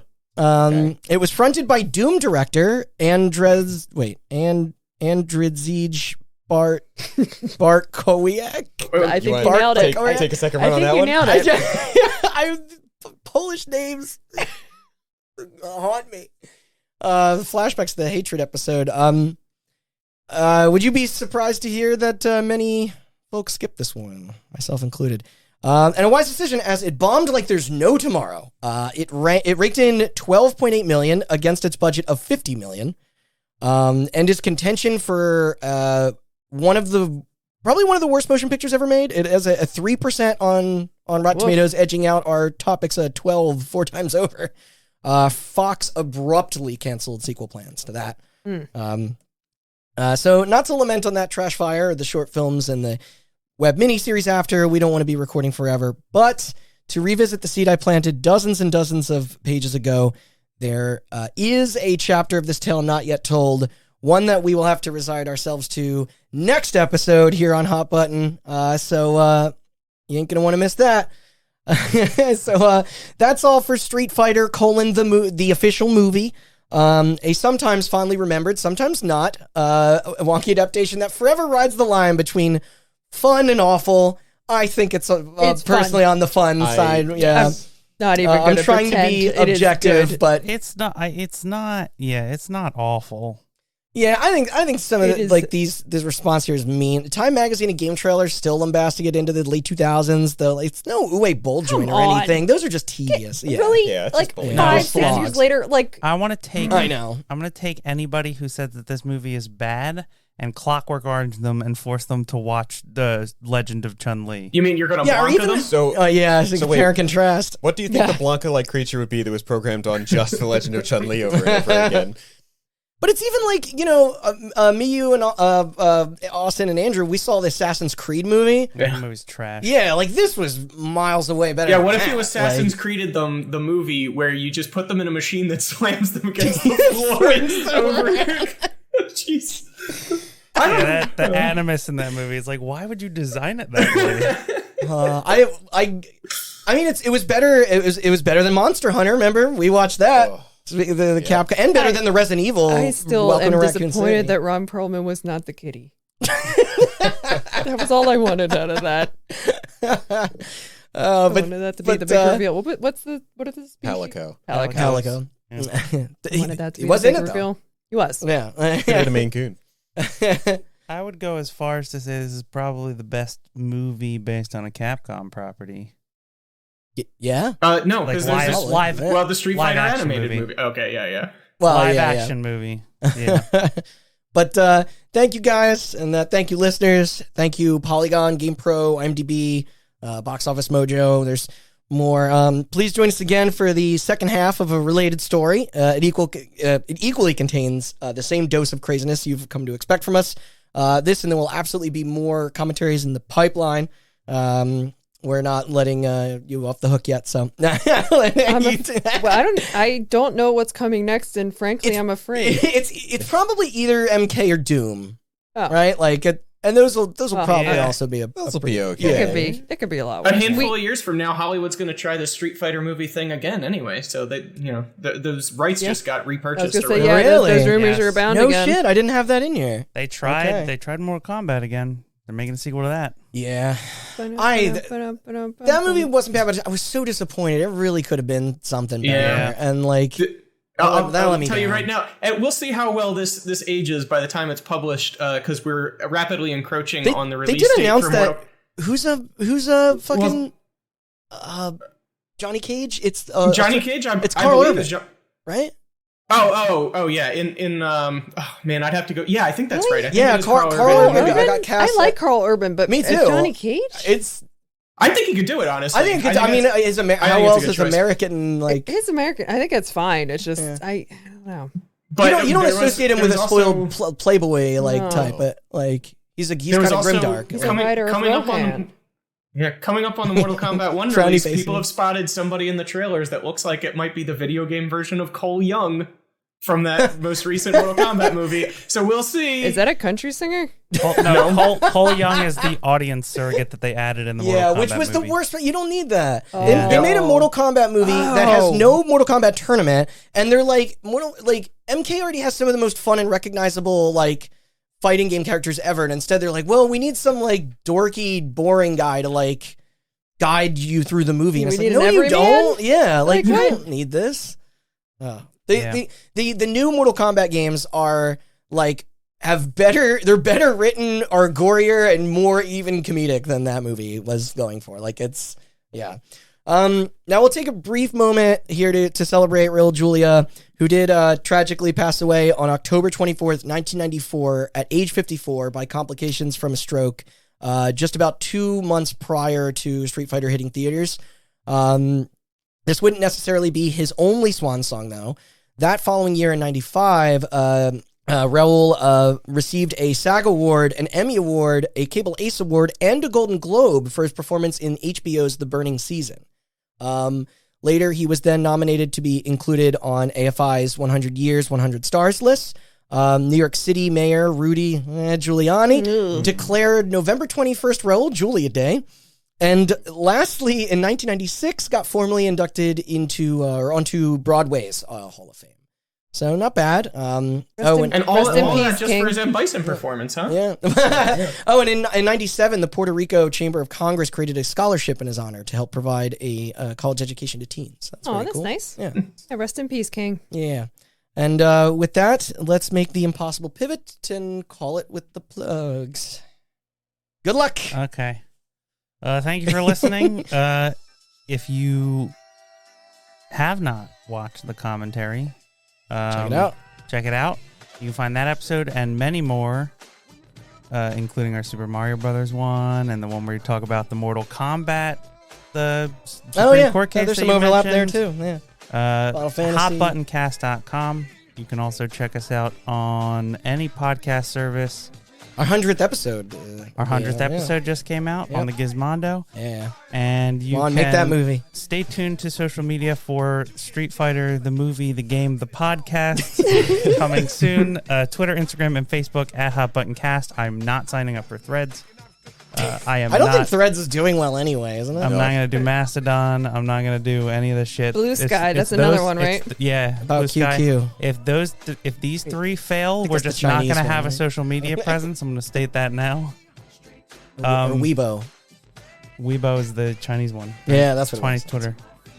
Yeah. Well, thank you for listening. And if anyone is able to recreate that Pogo the Clown as M. Bison painting, please contact us immediately. Yes, if you're an artist who wants to draw that for us to hang up in the studio, Yes. we Oh will. my god, that'd be incredible. Yeah. All right. Thank you. Thank you.